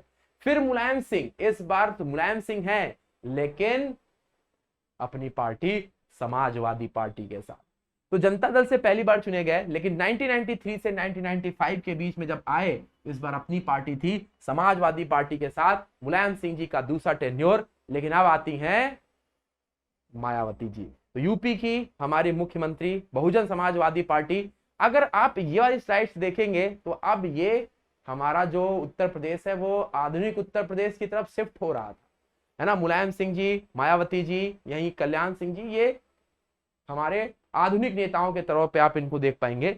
तो ये देखिए बीएसपी की मायावती है, यहाँ पर आप देखेंगे 1995 से पहली बार ये भी बैठती हैं। तो मायावती जी का पहला टेन्योर 1995 है, 3 जून से 18 अक्टूबर तक। अब उसके बाद से प्रेसिडेंट रूल देख पा रहे होंगे, 7-8 प्रेसिडेंट रूल चल रहा है यहाँ पे। फिर मायावती जी आती हैं, है ना, मायावती जी का टेन्योर कुछ महीने के लिए है। फिर उसके बाद से कल्याण सिंह जी आते हैं, कल्याण सिंह जी 1997 से 99 तक, मतलब हमारे एक ही टेन्योर में 2-3 बार मुख्यमंत्री जो है बदल रहे थे, क्योंकि एक पार्टी गवर्नमेंट नहीं बन रही थी, सपोर्ट पे बन रही थी, तो कभी कोई समर्थन खींच लेता था, कभी कोई दे देता था, तो इस तरीके से इसलिए एक टेन्योर नहीं हो पा रहा था। फिर उसके बाद देखेंगे हमारे राम प्रकाश गुप्ता जी, वो यहाँ पर 99 से 2000 तक का मौका मिलता है। राजनाथ सिंह को यहाँ पे 2 साल का मौका मिलता है, जो अभी हमारे डिफेंस मिनिस्टर है राजनाथ सिंह जी। फिर राजनाथ सिंह जी के बाद फिर से प्रेसिडेंट रूल, यहाँ पर आप देख पा रहे होंगे, यहाँ पे कितनी तार हम लिख चुके थे, 6 हो गया था ना, तो यहाँ पे 7, 8, 9वीं बार प्रेसिडेंट रूल लग गया, 8 मई 2000 से लेकर के हमारा मई 2002। मायावती जी फिर से आती है, मायावती जी तीसरी बार मुख्यमंत्री की शपथ ले रही थी। मायावती जी 2002 से 2003 तक, ये देखिए मायावती जी का है। फिर मुलायम सिंह जी आते हैं, और इस बार मुलायम सिंह जी 2003 से 7 तक का टेन्योर, क्योंकि यहाँ पर जो ये बनी थी, ये हमारा मायावती और बीजेपी के संगठन से बनी थी। मायावती जी ने अपना कार्यकाल पूरा किया, है ना, होने वाला था, और समर्थन खींच लिया। तो अब वापस से मुलायम सिंह जी ने यहाँ पर इस कार्यकाल को पूरा किया। आप देख पा रहे होंगे 2003 से 2007 तक का ये इनका टेन्योर है। लेकिन फिर से मायावती जी आती हैं, और इस बार पहली बार आप देख पा रहे होंगे क्या, 5 ईयर, पहली बार 5 ईयर। यहां पर आप देखेंगे तो ये तो 4 साल का था, पहली बार 5 साल, 7 और 5 12, 7 और 5 12। तो इस तरीके से आप देख रहे होंगे ये हमारा फुल टर्म के साथ आते हैं मायावती जी। तो अब यहां से आप देखेंगे 35 से लेकर के पूरे 5 टेन्योर सर्व होने वाले हैं। मायावती जी के बाद अखिलेश जी यहां पर आप देखेंगे 12 से 17 पूरा 5 साल। अब उसके बाद से आए 37 पे योगी जी, और योगी जी तो अभी 6 ईयर प्लस काउंटिंग चल रहा है उनका, 6 साल से अभी तक लगे हुए। तो दोस्तों आपने देखा कि इसके पहले, यहां से पहले अगर आप देखेंगे तो हमारी राजनीति उत्तर प्रदेश की कितनी ज्यादा, आप समझ नहीं पा रहे होंगे कि कितना ज्यादा कठिन है, इतना हमारे वेरिएशन है। अपने आप में उत्तर प्रदेश बहुत बड़ा राजनीति का केंद्र है। कोई 5 साल क्या, कोई 2 साल तक भी अगर मुख्यमंत्री रह जाता था तो अपने आप में बहुत बड़ी बात होती थी, ठीक है। मैक्सिमम योगी जी का है अभी तक, मैक्सिमम 6 साल तक रहा है। तो इस तरीके से ये हमारा सिस्टम रहा। लेकिन हमारे यहाँ पर पंचायती राज सिस्टम जो है वो बड़ा इंपॉर्टेंट है, हर एक एग्जाम में बहुत पूछा जाता है। तो दोस्तों आप सभी को पता होगा कि किसी भी हमारे देश में जो है वो एक सरकार होती है, यहाँ पर केंद्र सरकार, सेंट्रल गवर्नमेंट होती है, और अलग अलग जो है वो यहाँ पर राज्य होते हैं, कहीं यूपी है, कहीं पे राजस्थान है, कहीं पे मध्य प्रदेश है। अब इस हमारे राज्य के अंदर दोस्तों बहुत सारे आप देख पाएंगे छोटे से गांव हैं। अब ये जो छोटे से गांव है, क्या इसके ऊपर हमारे केंद्र सरकार नजर रख पाएगी क्या? यहाँ पे बोलोगे नहीं। क्या हमारी राज्य सरकार इन छोटे गांव पे नजर रख पाएगी? बोलोगे नहीं। तो इसीलिए हमारे यहाँ पर बलवंत राय मेहता कमेटी ने रिकमेंडेशन दिया, बलवंत राय मेहता कमेटी ने रिकमेंडेशन किया कि हमारे जो विलेज हैं इनका भी खुद की सत्ता होनी चाहिए, स्वयं का शासन होना चाहिए। और उन्होंने कहा कि ये जो सेंटर की पावर है इसको डिसेंट्रलाइज करिए, डिसेंट्रलाइज मतलब विकेंद्रीकरण करिए। और इसी तरह हमारे यहाँ पर शुरुआत होती किसकी? पंचायती राज सिस्टम की। तो पंचायती राज सिस्टम हमारे यहाँ पर बहुत मुश्किल से लागू हुआ, है ना। देखा जाए तो 73वें संविधान संशोधन के तहत 1992 में पंचायती राज सिस्टम जो है इसको लागू किया गया। आपसे पूछा गया पंचायती राज सिस्टम कब लागू किया, तो 73वें संविधान संशोधन में 1992 में पंचायती राज सिस्टम को लागू किया गया। अब ये पंचायती राज सिस्टम जो है वो अगर आप देखेंगे तो हमारे पूरे देश में 73वें संविधान संशोधन के तहत लागू किया गया। तो पंचायती राज विभाग को 1948 में यूपी पंचायत राज अधिनियम 1947 के तहत ग्राम पंचायतों में कामकाज करने और निगरानी के जिम्मेदारी के साथ बनाया गया था, लेकिन यह पूरी तरह से हर जगह पर लागू नहीं हो पा रहा था। ठीक है, अगर आप देखेंगे तो वर्तमान में हमारे जो जिला पंचायतों की संख्या है वो है 75 जिला पंचायत है। 856 जो है वो क्षेत्र पंचायतें हैं। और ये देखिए हमारे जो पिछले चुनाव हुए थे उसमें ग्राम पंचायतों की जो संख्या थी वो 58,194। कल मैंने आपको कुछ 59,000 बताई थी। तो ये अभी जो हमारे पिछले चुनाव हुए थे उसमें इतनी सीटों पे ग्राम पंचायतों के ऊपर चुनाव हुए थे, इसलिए यहां पर लिखा हुआ है। तो 75 जिला पंचायत, 856 जो है ये हमारी क्षेत्र पंचायत जिसको इंटरमीडिएटरी पंचायत बोलते हैं। और हमारे जो 58,194 जो है ग्राम पंचायतें जो है वो बनाई गई। ठीक है, हमारे अभी काम करती है। तो हमारे संविधान में जैसा कि मैंने बताया गया, जो पंचायती राज है उसको काम करने के लिए सबसे पहले तो 73वें संविधान संशोधन के तहत शेड्यूल नंबर 11 में आप पंचायत के बारे में पढ़ पाएंगे, शेड्यूल नंबर 11 में। और पार्ट नंबर अगर बात करेंगे तो पार्ट नंबर जो है वो 9 में पंचायत का जिक्र किया गया है। आर्टिकल नंबर 243A से लेकर के 243O तक में हमारी जो पंचायत है उनका जिक्र किया गया है। मतलब ये 73वें संविधान के तहत ये जोड़े गए थे, है ना। 243O से लेकर के 243A से लेकर के 243O तक में ये पूरी पंचायतों की कार्यप्रणाली को समझाया गया है। जैसे कि मैं अगर आपसे पूछूं कि हमारे पंचायतों का जो कार्यकाल है वो कौन से आर्टिकल में है, तो कार्यकाल पहले तो कितना कार्यकाल होता है पंचायतों का, जरा जल्दी से बता दीजिए।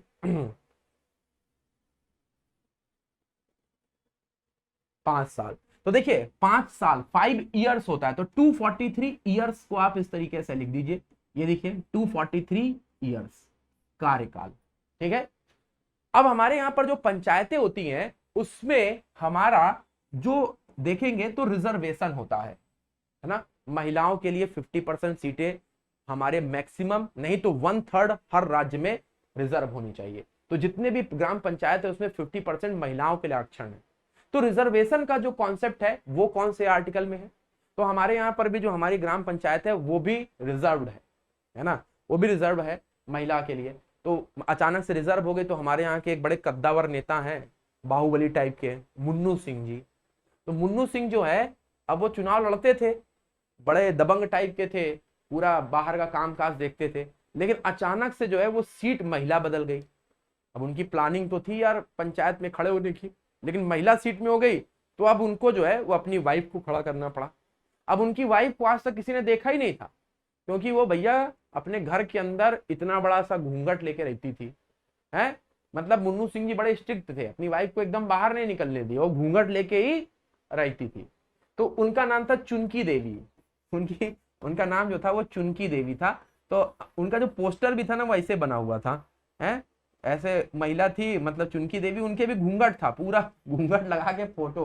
तो यहाँ पर था कि चुनकी देवी को वोट वाले निशान पर मोहर लगा करके भारी मतों से, है ना, विजयी बनाइए। तो उनकी फोटो घूंघट वाली जो है वो लगाई हुई थी।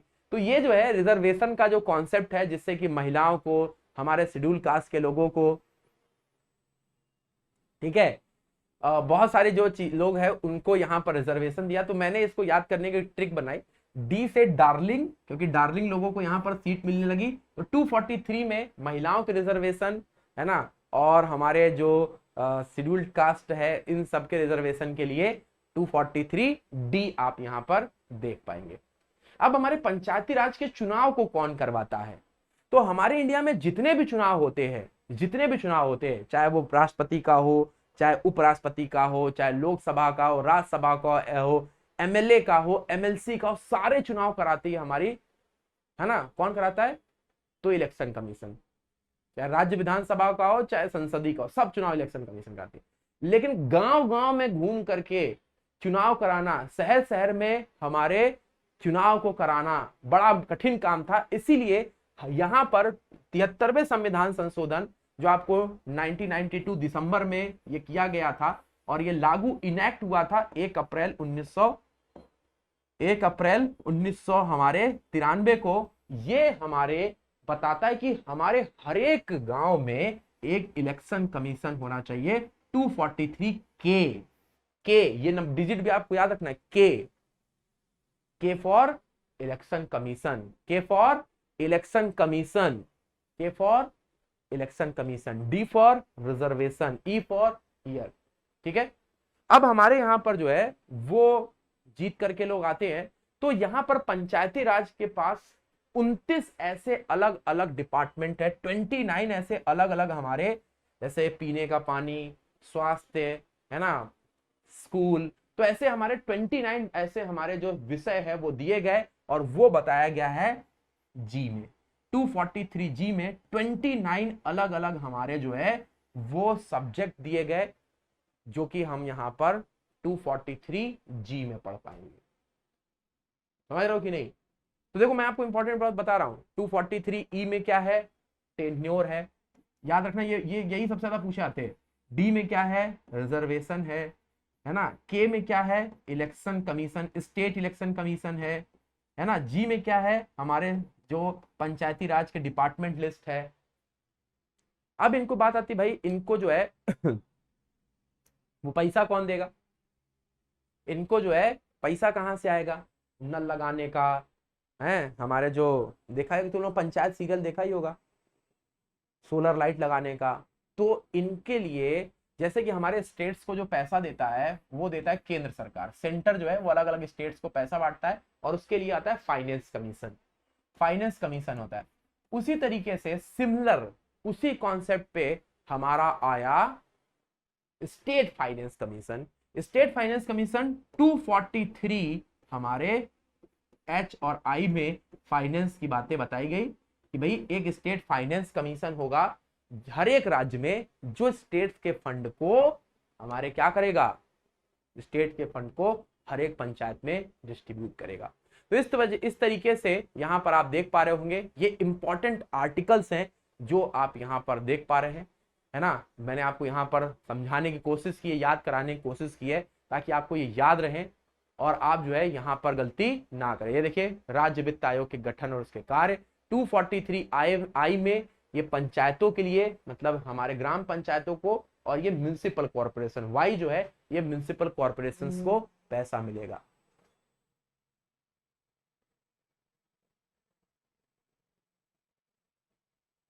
क्या पूछा तुमने?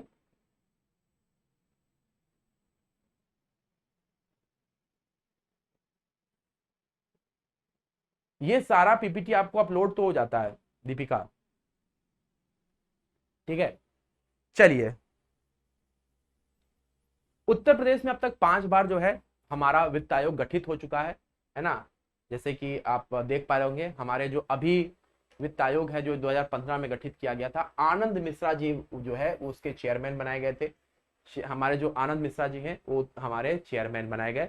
उत्तर प्रदेश के जो हमारे बोल सकते हैं कि वित्त आयोग है उसके चेयरमैन कौन है? आनंद मिश्रा जी। ठीक है, हम चीफ मिनिस्टर के ऊपर बात कर ही चुके हैं, जैसे कि आप लोग यहाँ पर वन लाइनर देख सकते हैं। चौधरी चरण सिंह और हमारे वीपी सिंह, विश्वनाथ प्रताप सिंह, दो ऐसे मुख्यमंत्री हैं जो बाद में भारत के क्या बने? प्रधानमंत्री बने। ये देखिए, नारायण दत्त तिवारी जी उत्तर प्रदेश के एकमात्र ऐसे व्यक्ति हैं जो यूपी के अलावा उत्तराखंड के भी मुख्यमंत्री रह सकते हैं। अजय कुमार मिश्रा उत्तर प्रदेश के हमारे वर्तमान महाधिवक्ता, मतलब एडवोकेट जनरल अजय कुमार मिश्रा जी हैं। कन्हैयालाल मिश्रा जी उत्तर प्रदेश के पहले एडवोकेट जनरल थे। तो फर्स्ट कौन थे? कन्हैयालाल मिश्रा जी, और करंट में कौन है? अजय कुमार मिश्रा जी। तो करंट में है अजय कुमार जी, और पहले थे हमारे कन्हैयालाल मिश्रा जी, ये हमारे एडवोकेट जनरल है। तो यहां पर प्रेसिडेंट रूल कितने टाइम तक वैलिड रहता है मैक्सिमम? तो देखिए, सबसे पहले प्रेसिडेंट रूल लगता कब है ये मैं आपको बताता हूं। तो प्रेसिडेंट रूल हमारे आर्टिकल नंबर 356 के तहत प्रेसिडेंट रूल का हमारा कॉन्सेप्ट है। तो प्रेसिडेंट रूल जो है ये तब लगता है जब किसी भी पार्टी जो है का हमारा गवर्नमेंट बनाने में फेल हो जाती है, स्टेट लेजिस्लेचर जो मैकेनिज्म है वो फेल हो जाए, कोई भी 50% प्लस 1 सीट नहीं मिले, ठीक है ना। तो उस कंडीशन में क्या होता है, हमारे यहाँ पर जो गवर्नर होता है वो प्रेसिडेंट को ये रिपोर्ट देता है, और प्रेसिडेंट वहां पर रूल लगा देता है।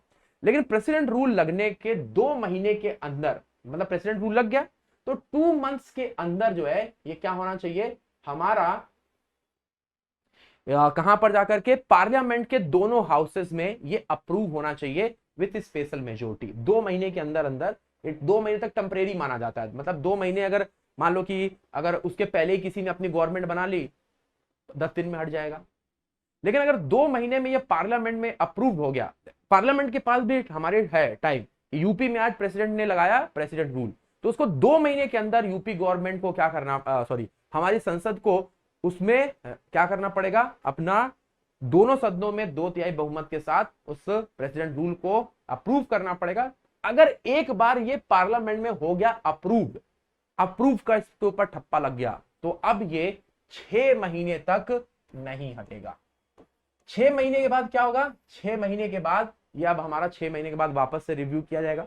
6 महीने के बाद अगर फिर से पार्लियामेंट ने अप्रूव कर दिया, फिर 6 महीने, फिर से अप्रूव कर दिया 6 महीने, 6 महीने, और ऐसा मैक्सिमम जो है ये 3 साल तक, 3 इयर्स तक, 3 इयर्स से ज्यादा प्रेसिडेंट रूल नहीं रह सकता है। उसके बाद आपको इलेक्शन कराना ही पड़ेगा। लेकिन ये जो मैंने बोला कि 6 महीने के बाद जो पार्लियामेंट रिव्यू करेगी, तो पार्लियामेंट के हाथ में होता है, वो यहां पर इलेक्शन के लिए हामी भर सकती है कि भैया इलेक्शन कराया जाए। ठीक है, तो ये यहां पर क्या होगा, ये टेम्परेरी तौर पे लगा। 2 महीने के अंदर अगर उसने कोई भी आ गया कि नहीं, हम लोग जो है 4-5 लोग मिल गए और जो है हमने क्या कर लिया, पार्टी बना ली, हमने बहुमत सिद्ध कर दिया, मेजोरिटी प्रूफ कर दी, तो ये पहले हट जाएगा। लेकिन अगर पार्लियामेंट ने अप्रूव कर दिया कि भैया अब प्रेसिडेंट रूल अप्रूव्ड है, नहीं कोई है, तो 6 महीने तक चलेगा। 6 महीने बाद पार्लियामेंट में फिर से बैठक होगी, पूछेंगे यार चुनाव कराया जाए, क्या कराया जाए, नहीं अभी पैसा नहीं है और चलने दो 6 महीने। जैसे आप जम्मू कश्मीर में देख रहे हो, मैक्सिमम 3 इयर्स, मैक्सिमम 3 इयर्स। चलिए आगे चलते। अब आगे हमारे साथ आता है, हमने ये बहुत सारी बातें कर ली, अब हमारे पास आता है डिवीजन। तो हमारे यहाँ पर उत्तर प्रदेश में, जैसे कि मैंने आपसे पूछा कि कितने डिवीजन है, तो उत्तर प्रदेश में भाई 18 डिवीजन दिखाई देंगे। 18 डिवीजन में सबसे जो नया डिवीजन है वो है हमारे अलीगढ़ डिवीजन, जिसमें एटा, कासगंज, हाथरस को काट करके आगरा मंडल से ये बनाया गया। तो अलीगढ़ डिवीजन जो है 18वां डिवीजन सबसे नया है। और अगर हम यहाँ पे बात करते हैं कानपुर, लखनऊ, मेरठ, ये हमारे ऐसे डिवीजन है जहां पर हमारे 6 जिले हैं सबसे ज्यादा। कानपुर में 6 हैं, कानपुर देहात, कानपुर नगर, इटावा, फर्रुखाबाद, कानपुर, कन्नौज, ठीक है, और ये 6 हैं। उसी तरीके से आपको देखने को मिलेगा लखनऊ में, उसी तरीके से मेरठ में, इन सब में 6 मंडल है। ठीक है, बाकी सब में हमारे 4 मंडल। तो इस तरीके से देखिए 18 मंडल है, जिनको आप इस मैप में देख सकते हो। शुरू होता है हमारे किससे, भदोही से, आप देख सकते हो भदोही से शुरू हो रहा है, सॉरी सबसे पहले हमारा शुरू हो रहा है सहारनपुर से। तो सहारनपुर में आपका आता है, सहारनपुर मंडल में आपका शामली, मुजफ्फरनगर, है ना, ये 3 आ जाते हैं, सहारनपुर, शामली, मुजफ्फरनगर। फिर आपका कौन सा आ जाता है, फिर आपका आ जाता है मेरठ मंडल। मेरठ में मेरठ, बागपत, गाजियाबाद, हापुड़, गौतम बुद्ध नगर, बुलंदशहर, ये आ जाते हैं 6। फिर उसके बाद से आ जाता है आपका कौन सा, मुरादाबाद मंडल, बिजनौर, अमरोहा, मुरादाबाद, रामपुर, संभल, ये आपका आ गया तीसरा। तो पहला हो गया, दूसरा हो गया, तीसरा। फिर ये आपका चौथा मंडल है, जिसको हम लोग यहाँ पर क्या बोले हैं बरेली, बदायूं, शाहजहांपुर, पीलीभीत। ठीक है, ये आपका आ गया। फिर उसके बाद से आता है अलीगढ़, ये सबसे नया वाला, ये ग्रीन वाला दिख रहा है आपको, ये सबसे नया मंडल है। बरेली मंडल के बाद ये अलीगढ़ वाला है। अलीगढ़ आपका हाथरस, कासगंज, एटा, यह दिख रहा है। फिर उसका आपका आता है ये खीरी मंडल, आपका जो आपको दिख रहा होगा लखीमपुर खीरी, कहाँ पर है, लखनऊ मंडल में आता है ये सारा का सारा। ये आपको ये जो ग्रे कलर का दिख रहा है, लखीमपुर खीरी, सीतापुर, हरदोई, लखनऊ, उन्नाव, रायबरेली, ये देखिए बहुत बड़ा मंडल है। फिर उसके बाद से आप देखेंगे तो आता है हमारा कानपुर मंडल, ये जो डार्क ब्लू से दिख रहा है, फर्रुखाबाद, कन्नौज, इटावा, औरैया, कानपुर नगर, कानपुर देहात। फिर उसके बाद से आपका ये आ जाता है कौन सा, आप देख सकते हैं ये है हमारा कौन सा, झांसी मंडल, जालौन, झांसी, ललितपुर। फिर आपका ये देखिए रेड कलर से जो दिखाई दे रहा है, हमीरपुर, महोबा, बांदा, चित्रकूट, ये चित्रकूट मंडल है, हमीरपुर, महोबा, बांदा, चित्रकूट वाला। ठीक है, फिर प्रयागराज में देखेंगे तो फतेहपुर, कौसाम्बी, प्रतापगढ़, प्रयागराज, ये आ गया प्रयागराज में। फिर ये हमारा जो है मिर्जापुर, सोनभद्र, भदोही, ठीक है, आप देख पा रहे हो मिर्जापुर मंडल है। फिर आपका ये जौनपुर, बनारस, चंदौली, गाजीपुर, ठीक है, ये आपको देख पा रहे हो बनारस मंडल है। फिर आपका अयोध्या, बाराबंकी, अमेठी, सुल्तानपुर, अंबेडकर नगर, ये आपका आ गया। आजमगढ़, मऊ और बलिया, आजमगढ़, मऊ और बलिया आजमगढ़ मंडल में आ गए। फिर आपका महाराजगंज, गोरखपुर, देवरिया, कुशीनगर, ये आपका एक मंडल आ गया। ये कौन सा मंडल है? गोरखपुर मंडल। फिर आपका बचा देवी पाटन मंडल। यहाँ पर आप देख पाएंगे कौन कौन आ गए इसमें, बहराइच, श्रावस्ती, बलरामपुर, गोंडा, ये आपके आ गए देवी पाटन। तो इस तरीके से ये 18 मंडल में बटा हुआ हमारा क्षेत्र है उत्तर प्रदेश, जो आपके लिए यहाँ पर एक एक मंडल इंपॉर्टेंट है, एग्जाम में पूछ सकता है। उत्तर प्रदेश के राज्यपाल आनंदीबेन पटेल से लेकर के हमारे पूरे उत्तर प्रदेश के राज्यपालों की लिस्ट है। सबसे पहले उत्तर प्रदेश जो है 1921 में राज्यपाल का कार्यालय स्थापित किया। अंग्रेजों ने अपना सबसे पहला जो राज्यपाल है वो HB मतलब हरकोर बटलर को बनाया। ये हमारे 1922 तक ये यूनाइटेड प्रोविडेंस के राज्यपाल के तौर पर रहे। फिर उसके बाद से उत्तर प्रदेश की पहली महिला राज्यपाल या पहली राज्यपाल अगर आप देखेंगे तो सरोजिनी नायडू रही है ना। सरोजिनी नायडू जी जो है वो पहली महिला राज्यपाल और राज्यपाल रही 15 अगस्त 1947 तक, और ये किसी भी राज्य की पहली महिला राज्यपाल रही। फिर उसके बाद से आप देखेंगे हमारे अलग अलग राज्यपाल रहे हैं, और अभी आनंदीबेन पटेल जो है ये हमारे देश की वर्तमान राज्यपाल है। ठीक है, अब हमारे उत्तर प्रदेश के हेडक्वार्टर्स देख लेते हैं जल्दी से। तो स्कूल ऑफ पेपर टेक्नोलॉजी ये कहां पर स्थित है? स्कूल ऑफ पेपर टेक्नोलॉजी ये हमारे सहारनपुर डिस्ट्रिक्ट में, जल्दी से देख लेते हैं फटाफट। School of paper technology Saharanpur district में, इस है ना सहारनपुर जो कि आप सभी को पता है कि सबसे हमारे नॉर्थ का जिला है। उसके बाद से सेंट्रल इंस्टीट्यूट ऑफ सब tropical horticulture is located in Lucknow. केंद्रीय उपोष्ण कटिबंधीय बागवानी संस्थान लखनऊ में है। उसके बाद से हाँ भारतीय कृषि अनुसंधान परिषद द्वारा चलाया जाता है, और 1972 में सेंट्रल मैंगो रिसर्च स्टेशन के रूप में भी इसको स्थापित किया गया था। अब इसका नाम जो है वो हम सेंट्रल इंस्टीट्यूट सब ट्रॉपिकल हॉर्टिकल्चर के रूप में जानते हैं। Indian institute of pulses research centre मतलब भारतीय दलहन अनुसंधान, बहुत इंपॉर्टेंट है, कानपुर में है। 1983 में इसको स्थापित किया गया था। इसके अलावा हमारे यहाँ पर झांसी में केंद्रीय कृषि वानिकी अनुसंधान, central agro forestry research institute, ये झांसी में आपको देखने को मिलेगा। ठीक है, इसके बाद से यूपी का हाई कोर्ट देख लेते हैं। यूपी का हाई कोर्ट 17 मार्च 1866 को हमारा जो है वो स्थापित किया गया था, है ना। उत्तर प्रदेश के जो हाई कोर्ट की स्थापना है वो 17 मार्च 1866 में हुई। ठीक है, ये पहले आगरा में था। फिर उसके बाद से इसको 1861 के हमारे अधिनियम के तहत इसको रिप्लेस किया गया, और 1869 में इलाहाबाद में शिफ्ट कर दिया गया। हमारे यहाँ पर जो इलाहाबाद में जो हमारे न्यायाधीशों की संख्या है वो किसी भी हमारे हाई कोर्ट में सबसे ज्यादा है। 160 जजेस यहाँ पर आपको दिखाई देंगे। इसमें से 180 जजेस जो हैं ये परमानेंट हैं, और 40 जज जो हैं ये हमारे एडिशनल हैं। ठीक है, तो आपको मैंने पहले बताया कि यहाँ पर हमारे जजेस की संख्या सबसे ज्यादा है। इसकी एक हमारी बेंच जो है वो लखनऊ में भी लगती है ना। और हाई कोर्ट एक हमारे कोर्ट ऑफ रिकॉर्ड्स है, याद रखिए। लेजिस्लेटिव असेंबली के बारे में आपको पहले बता चुका हूँ सारी चीजें, तो ये आप लोगों को अभी जानने की जरूरत है नहीं। ठीक है, सारी चीजें हम पहले सब डिस्कस कर चुके हैं जहां जहां पे लेजिस्लेटिव असेंबली है। अब आते हैं लोकायुक्त पे। तो हमारे यहाँ पर जो है वो एडमिनिस्ट्रेटिव रिफॉर्म के लिए, जो कि हमारे किसी भी तरीके के भ्रष्टाचार को रोकने के लिए हमारे यहाँ पर लोकपाल और लोकायुक्त दो विशेष प्राधिकरणों की स्थापना की सिफारिश की गई।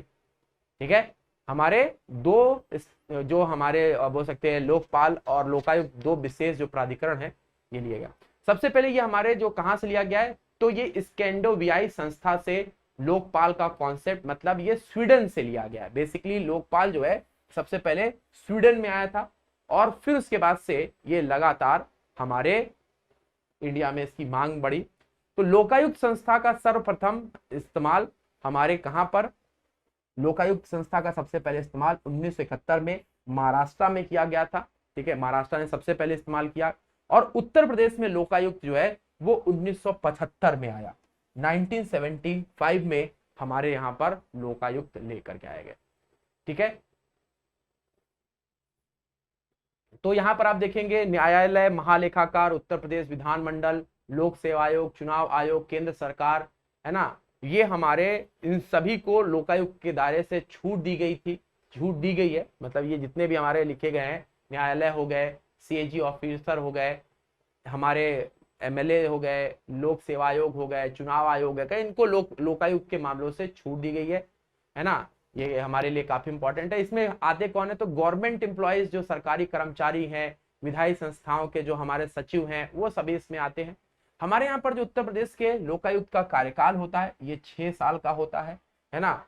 अब इसमें हमारे 2012 में इसमें संशोधन किया गया और इसका कार्यकाल 8 साल कर दिया गया। 6 वर्ष था, इससे बढ़ा करके 8 साल कर दिया गया। उत्तर प्रदेश में वर्तमान लोकायुक्त जो है वो संजय मिश्रा जी हैं, जो कि हमारे 31 जनवरी 2016 से अब तक हैं। ठीक है, अब ये हमारे 8 साल तक रहेंगे, है ना। सुधेंद्र कुमार यादव जी 12 अप्रैल 2021 को हमारे उप लोकायुक्त के रूप में शपथ लिए हैं। 2021 में ये हमारे सुरेंद्र कुमार यादव जी उप लोकायुक्त बने हैं। शंभू सिंह यादव और दिनेश कुमार सिंह उनके साथ हैं। ठीक है, आप यहाँ पर देख सकते हैं हमारे यहाँ पर अभी जो लोकायुक्त हैं कौन, संजय मिश्रा जी हैं, शंभू यादव और दिनेश कुमार सिंह 2 उप लोकायुक्त हैं, है ना। तो मेन कौन है लोकायुक्त, संजय मिश्रा जी हैं। अब यहाँ पर अगर बात करते हैं पहले लोकायुक्त कौन थे, तो हमारे न्यायमूर्ति विशंबर दयाल उत्तर प्रदेश के पहले लोकायुक्त थे। जस्टिस विशंबर दयाल फर्स्ट लोकायुक्त थे। ठीक है, अब हम लोग बात करते हैं म्युनिसिपल कॉर्पोरेशन। तो जिस तरीके से हमारे यहाँ पर क्या होती है, हमारे हर एक गांव में ग्राम पंचायत होती है, उसी तरीके से 74वें संविधान संशोधन के तहत हमारे यहाँ पर हर एक शहर में क्या होगी, एक म्युनिसिपल कॉर्पोरेशन होगी, जिसको हम 243P से लेकर के 243ZG तक पढ़ेंगे। तो ये 74वें संविधान संशोधन के तहत जोड़ी गई थी। ये हमारे शेड्यूल नंबर 11 में पंचायत है, तो शेड्यूल नंबर 12 में हमारे क्या है, म्युनिसिपल कॉर्पोरेशन या महानगर पालिकाएं हैं। ठीक है, इसको अगर हम लोग देखेंगे तो शेड्यूल नंबर 12 में और पार्ट नंबर 9A में, और अगर आप यहाँ पर आर्टिकल ZP से लेकर के ZG तक में इसके बारे में पढ़ पाएंगे। ठीक है, काफी महत्वपूर्ण है हमारे लिए। हमारे यहाँ पर जो पंचायत है उसमें हमारे 29 डिपार्टमेंट पंचायतों को दिए गए, लेकिन यहाँ पर जो म्युनिसिपल कॉर्पोरेशन है इनको 18 डिपार्टमेंट दिए गए। कितने, 18 डिपार्टमेंट दिए गए हैं। 18 इनके पास जो है वो फंक्शनल एरियाज हैं। ठीक है, पंचायत के पास ज्यादा है, इनके पास 18 है। बाकी के अगर आप देखेंगे तो यहाँ पर म्युनिसिपल कॉर्पोरेशन, नगर पालिका, नगर पंचायत 3 भागों में बांटा गया है, जो हम आपको बता चुके हैं। ठीक है, काम वही होता है, पंचायतों की तरीके ये भी हमारे नगरों के ऊपर लिए काम करती हैं। ठीक है तो इस तरीके से देखिए हमारे यहाँ पर जो भी इंपॉर्टेंट चीज थी ग्राम पंचायत की, और ये हमने आपको करा दी। बेसिक आपको पढ़ना पड़ेगा, जब आप मेन कॉन्स्टिट्यूशन पढ़ेंगे वहां से आपको ज्यादा अंदाजा लगेगा। पुलिस कमिश्नरेट सिस्टम, अब हमारे उत्तर प्रदेश में कितने पुलिस कमिश्नरेट सिस्टम है, तो हमारे यूपी में जो पुलिस कमिश्नरेट सिस्टम की अगर हम लोग बात करेंगे तो आप यहां पर देख पा रहे होंगे गाजियाबाद, आगरा, प्रयागराज, लखनऊ, कानपुर, गौतम बुद्ध नगर और बनारस। 1 2 3 4 5 6 एंड 7 7 हमारे पुलिस कमिश्नरेट हैं उत्तर प्रदेश में, जहां पर कमिश्नर जो है वो बैठते हैं और ये हमारे आयुक्त पुलिस प्रशासन को कंट्रोल में करते हैं।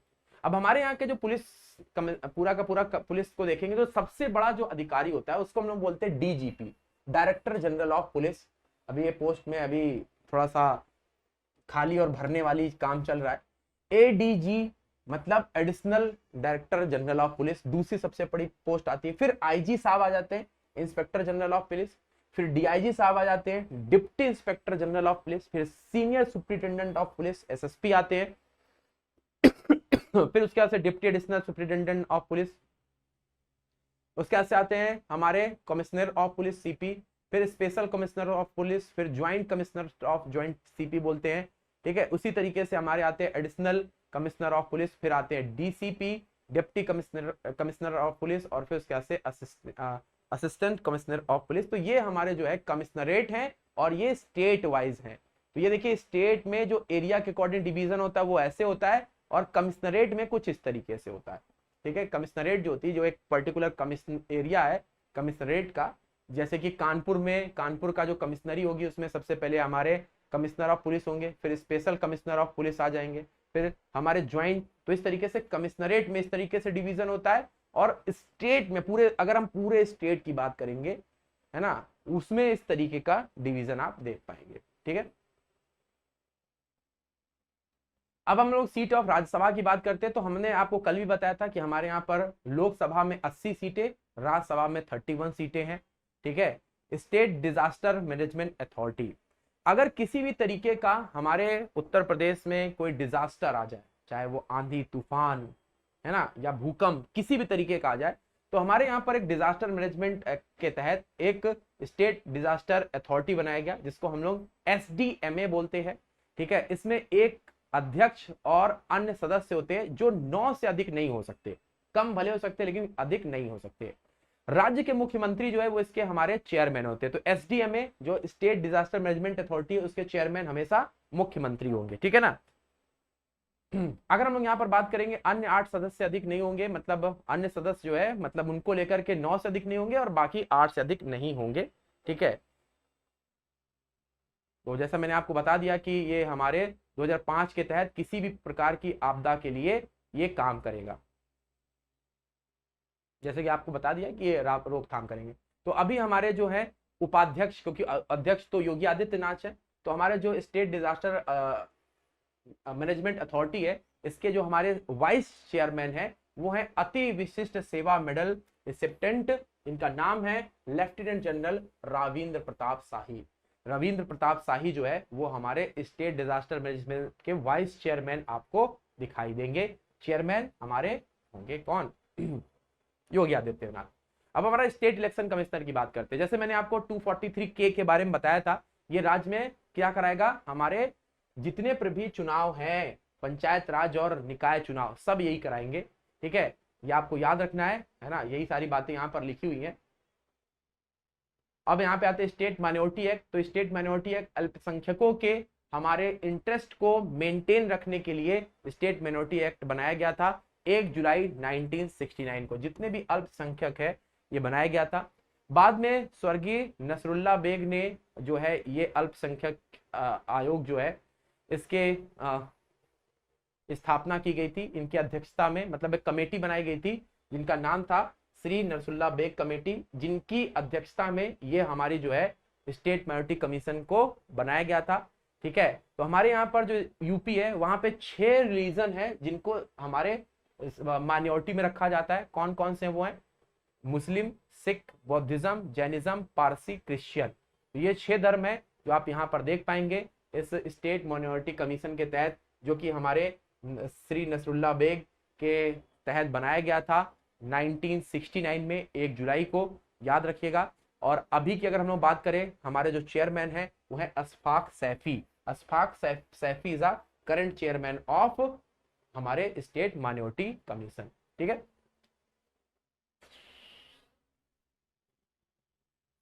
State human right. State human right को कब बनाया गया था? तो 7 अक्टूबर 2002 को स्टेट ह्यूमन राइट को बनाया गया था, है ना। मानव अधिकार संरक्षण इसका काम है। और वर्तमान में जो हमारे चेयरमैन है, पहले चेयरमैन यहाँ पर अभी आपको दिख रहा होगा, पहले चेयरमैन कौन है?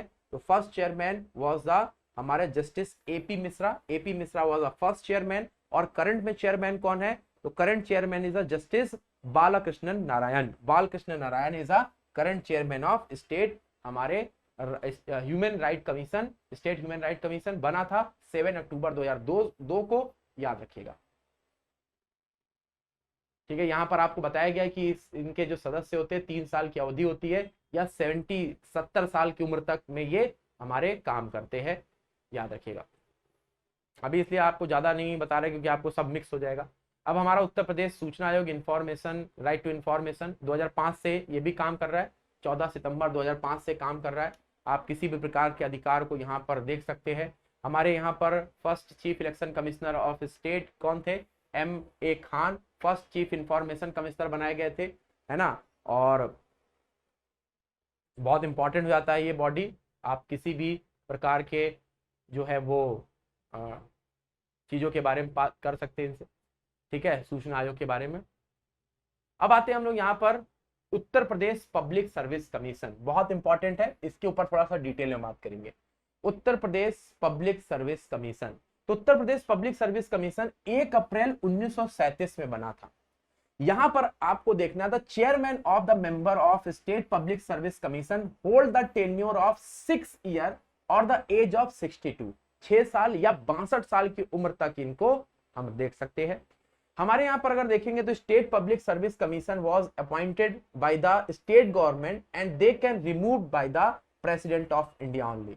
यह हमारे स्टेट गवर्नर के द्वारा हमारे नियुक्त किए जाते हैं, लेकिन इनको हटा सकता है केवल भारत का राष्ट्रपति।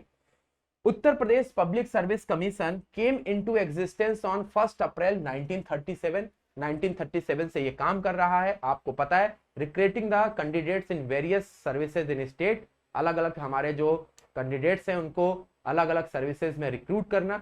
याद रखिएगा, इसका जो हेडक्वार्टर है सभी को पता है कि इलाहाबाद में आपको दिखाई देगा। अब उत्तर प्रदेश आयोग की जो कार्य प्रणाली है, ये उत्तर से लोक सेवा आयोग अधिनियम 1976 के तहत रेगुलेट की गई। 1976 के तहत हमारे सर्विस कमीशन की जो कार्रवाई है रेगुलेट की गई। अगर आप अभी देखेंगे, हमारे यहाँ पर ये मुख्य सूचना आयुक्त है ना, ये मुख्य सूचना आयुक्त है हमारे श्री भावेश कुमार जी, और ये बाकी के अन्य मेंबर हैं। राज्य महिला आयोग उत्तर प्रदेश, शक्ति, सुरक्षा और मुस्कान। तो यहाँ पर अगर आप देखेंगे तो हमारे यहाँ पर जो उत्तर प्रदेश राज्य महिला आयोग है, ये 2013 में इसकी स्थापना हुई थी। स्टेट वुमेन कमीशन एक्ट 2004 में जो संविधान संशोधन हुआ, उसके तहत स्टेट वुमेन कमीशन एक्ट को बनाया गया। ये हमारे 1993 में पहली बार इसको हमारे पूरे देश में जिस तरीके से महिलाओं का एक आयोग बनाया जा रहा था, तो यहाँ पर एक वैधानिक निकाय बनाने की जो है वो बात रखी गई थी। तो पुनर्गठन लेकिन इसका हुआ हमारे 26 अप्रैल 2013 को। तो पहली बार बनाया गया था 1993 में, लेकिन इसका पुनर्गठन जो है वो 2013 में हुआ। तो महिलाओं के उत्थान के लिए काम करता है। वर्तमान में उत्तर प्रदेश महिला अध्यक्ष की जो अध्यक्षा है, उनका नाम क्या है, तो आप यहाँ पर देख सकते हो, विमला बाथम। विमला बाथम जो है ये महिला अध्यक्षा हमारे अभी हैं उत्तर प्रदेश महिला आयोग की, विमला बाथम। ठीक है, तो ये हमारे नेशनल कैपिटल रीजन है, जो कि आप यहाँ पर देख पा रहे होगे, जो कि दिल्ली से लगा हुआ क्षेत्र होता है, उसको नेशनल कैपिटल रीजन में रखा जाता है ना। दिल्ली के आसपास का क्षेत्र है। 8 डिस्ट्रिक्ट हैं, मेरठ, गाजियाबाद, गौतम बुद्ध नगर, बुलंदशहर, बागपत, मुजफ्फरनगर, शामली। ये 8 जो है नेशनल कैपिटल रीजन में रखे गए हैं। हमारे proposed district in NCR Mathura, Aligarh, Hathras और बिजनौर है ना। तो ये सारी चीजें हैं, यहाँ पर देख पाएंगे। राज्यसभा में सीटें 31 है। प्रेसिडेंट रूल अगर देखेंगे तो 10 बार लग चुका है। हमारे यहाँ पर अगर पूर्वांचल में लेजिस्लेटिव सीट्स अगर देखेंगे, number of legislative seat Purvanchal से यहाँ तक, तो पूर्वांचल में 162 है, पश्चिमांचल में 149 है, मध्यांचल में 73 है और बुंदेलखंड में 19 है। तो इस तरीके से टोटल एमएलएज हो जाते हैं 403, है ना। District with the most legislative seat 12 सीटें इलाहाबाद के पास है, सबसे ज्यादा एमएलएज। तो इसके से सबसे कम सीट कहां पर है, श्रावस्ती, महोबा और चित्रकूट में सबसे कम है। लार्जेस्ट डिवीजन कौन सा है, तो 6 के साथ कानपुर, लखनऊ और मेरठ 6 जिलों के साथ सबसे बड़े। स्मॉलेस्ट डिवीजन कौन सा है, मिर्जापुर, आजमगढ़, झांसी, सहारनपुर, ये सबसे छोटे है। नंबर ऑफ तहसील कितनी है, 350 है। हमारे लोकायुक्त का नाम क्या है, संजय मिश्रा जी है। हमारे स्पीकर ऑफ लेजिस्लेटिव असेंबली कौन है, सतीश महाना, अभी सभी को पता होगा सतीश महाना जी हैं। Chief justice of Allahabad high court कौन है, Rajesh Bindal. Chief justice of high court कौन है, हमारे राजेश बिंदल जी। अगला अगर आप देखेंगे, chairman of UP SC/ST commission Ram Babu Harit है। Chairperson of state women commission ये श्रीमती मीना कुमारी है, ये अभी रिसेंट की है, इसलिए आप इनको अपडेट कर लीजिएगा। Chairperson of UP minority commission कौन है, अशफाक सैफी है। First governor of UP Sarojini Naidu ji हैं। करंट गवर्नर कौन है, आनंदीबेन पटेल हैं। हमारे फर्स्ट लेजिस्लेटिव काउंसिल चेयरमैन कौन है, वीरेंद्र स्वरूप है ना। First speaker of Vidhan Sabha after independence कौन है, राजश्री पुरोहित दास टंडन जी हैं। चीफ सेक्रेटरी सबसे पहले कौन है, दुर्गा शंकर मिश्रा जी हैं। डीजीपी कौन है, अभी हाल में ही DS चौहान, हाल में ही हमारे DS चौहान जो है डीजीपी हैं। Chief secretary Durga Shankar Mishra DGP हैं। UP state public service commission के चेयरमैन प्रवीण कुमार जी हैं, सभी को पता होगा। हमारे chairman of state human right commission Balakrishnan Narayan है। चीफ इलेक्शन कमिश्नर कौन है, अजय कुमार शुक्ला जी हैं। स्टेट इलेक्शन कमिश्नर कौन है, चीफ इलेक्शन ऑफिसर पूछेगा अजय कुमार शुक्ला जी, और स्टेट इलेक्शन कमिश्नर है मनोज कुमार जी। उसके बाद से एडवोकेट जनरल कौन है, अजय कुमार मिश्रा जी। सारी चीजें आपको लिख के एक बार में दे दी गई हैं। First CM of UP Pandit Govind Ballabh Pant. फिर उसके बाद से फर्स्ट डिप्टी सीएम कौन है, चौधरी नारायण सिंह। उसके बाद से first women chief minister of UP Sucheta Kripalani. First current chief minister Yogi Adityanath 32वें नंबर के सीएम है। और पहली हमारी सबसे ज्यादा बार हमारे चीफ मिनिस्टर के तौर पर कौन चुनी गई है, तो मिस मायावती जी। तो आप ये सारी चीजों को एक बार रिवाइंड करेंगे, है ना, थोड़ा सा, बहुत सारी चीजें हैं, है ना, यही कॉन्स्टिट्यूशन में आप 5, 6, 8 दिन में पढ़ेंगे वो सारी चीजें आपको एक दिन में, लेकिन आप की पॉइंट्स इसके याद करिए, आपको ज्यादा अच्छे से तैयार हो जाएगा। तो दोस्तों हमने यहाँ पर आपको चीजें पढ़ाई, ठीक है। आप को जो पीडीएफ नहीं मिलती तो आप मेरे टेलीग्राम चैनल को ज्वाइन कर सकते हैं, ये मेरा टेलीग्राम चैनल है, ठीक है। यहाँ पर मैंने अभी इसको नया बनाया है, तो आप लोग इसको ज्वाइन कर सकते हैं। ये आप लोगों की श्रद्धा है, अगर आप ज्वाइन करना चाहते हैं तो कर सकते हैं, है ना। वैसे कल मैं एक पूरे मार्च महीने की ऐसे रिवीजन के लिए क्लास ले रहा हूँ, करंट अफेयर्स की, जितने भी अपॉइंटमेंट हुए, जितने भी मार्च महीने में डेज एंड डेज की थीम हुई, वो सारी चीजें कराऊंगा। क्लास का लिंक दे दूंगा, सुबह 6 बजे क्लास होती है, ठीक है, ठीक है। आपको ये सारी चीजें बहुत अच्छे तरीके से पूरे मार्च में, क्योंकि मार्च का कल अंतिम दिन है, तो आपको पूरा रिवीजन हो जाएगा। मार्च महीने में जितने अपॉइंटमेंट हुए हैं, जितने आपके अवार्ड मिले हैं, जितने आपके अवार्ड थीम है, सुबह 6 बजे यूट्यूब पे लूंगा, लिंक आपको वहां पे दे दूंगा, यूट्यूब की क्लास रहेगी, है ना, तो आप वहां पे मिल जाएगी, पीडीएफ भी वहीं पे दे दूंगा आपको, ठीक है। तो आप इसको दे दूंगा अभी थोड़ी देर में, आप इसको टेलीग्राम लिंक को ज्वाइन कर लीजिएगा, वहां पे आपको पीडीएफ भी मिल जाएगी, और वो पूरे मार्च महीने का पूरा, देखो पूरे जितने भी डेज हुए ना, वाटर डे से लेकर के हैप्पीनेस डे से लेकर के सबके थीम कराऊंगा, सब सारे अपॉइंटमेंट कराऊंगा, सारे अवार्ड कराऊंगा, सारे डिफेंस एक्सरसाइज कराऊंगा, ठीक है, सब कुछ कराने वाला हूँ, तो जरूर ज्वाइन कर लेना, बहुत बहुत मजा आएगा, ठीक है। चलिए मिलते हैं कल की क्लास में सुबह 6 बजे, कल सुबह 6 बजे मिलेंगे, और शाम को तो मिलेंगे ही।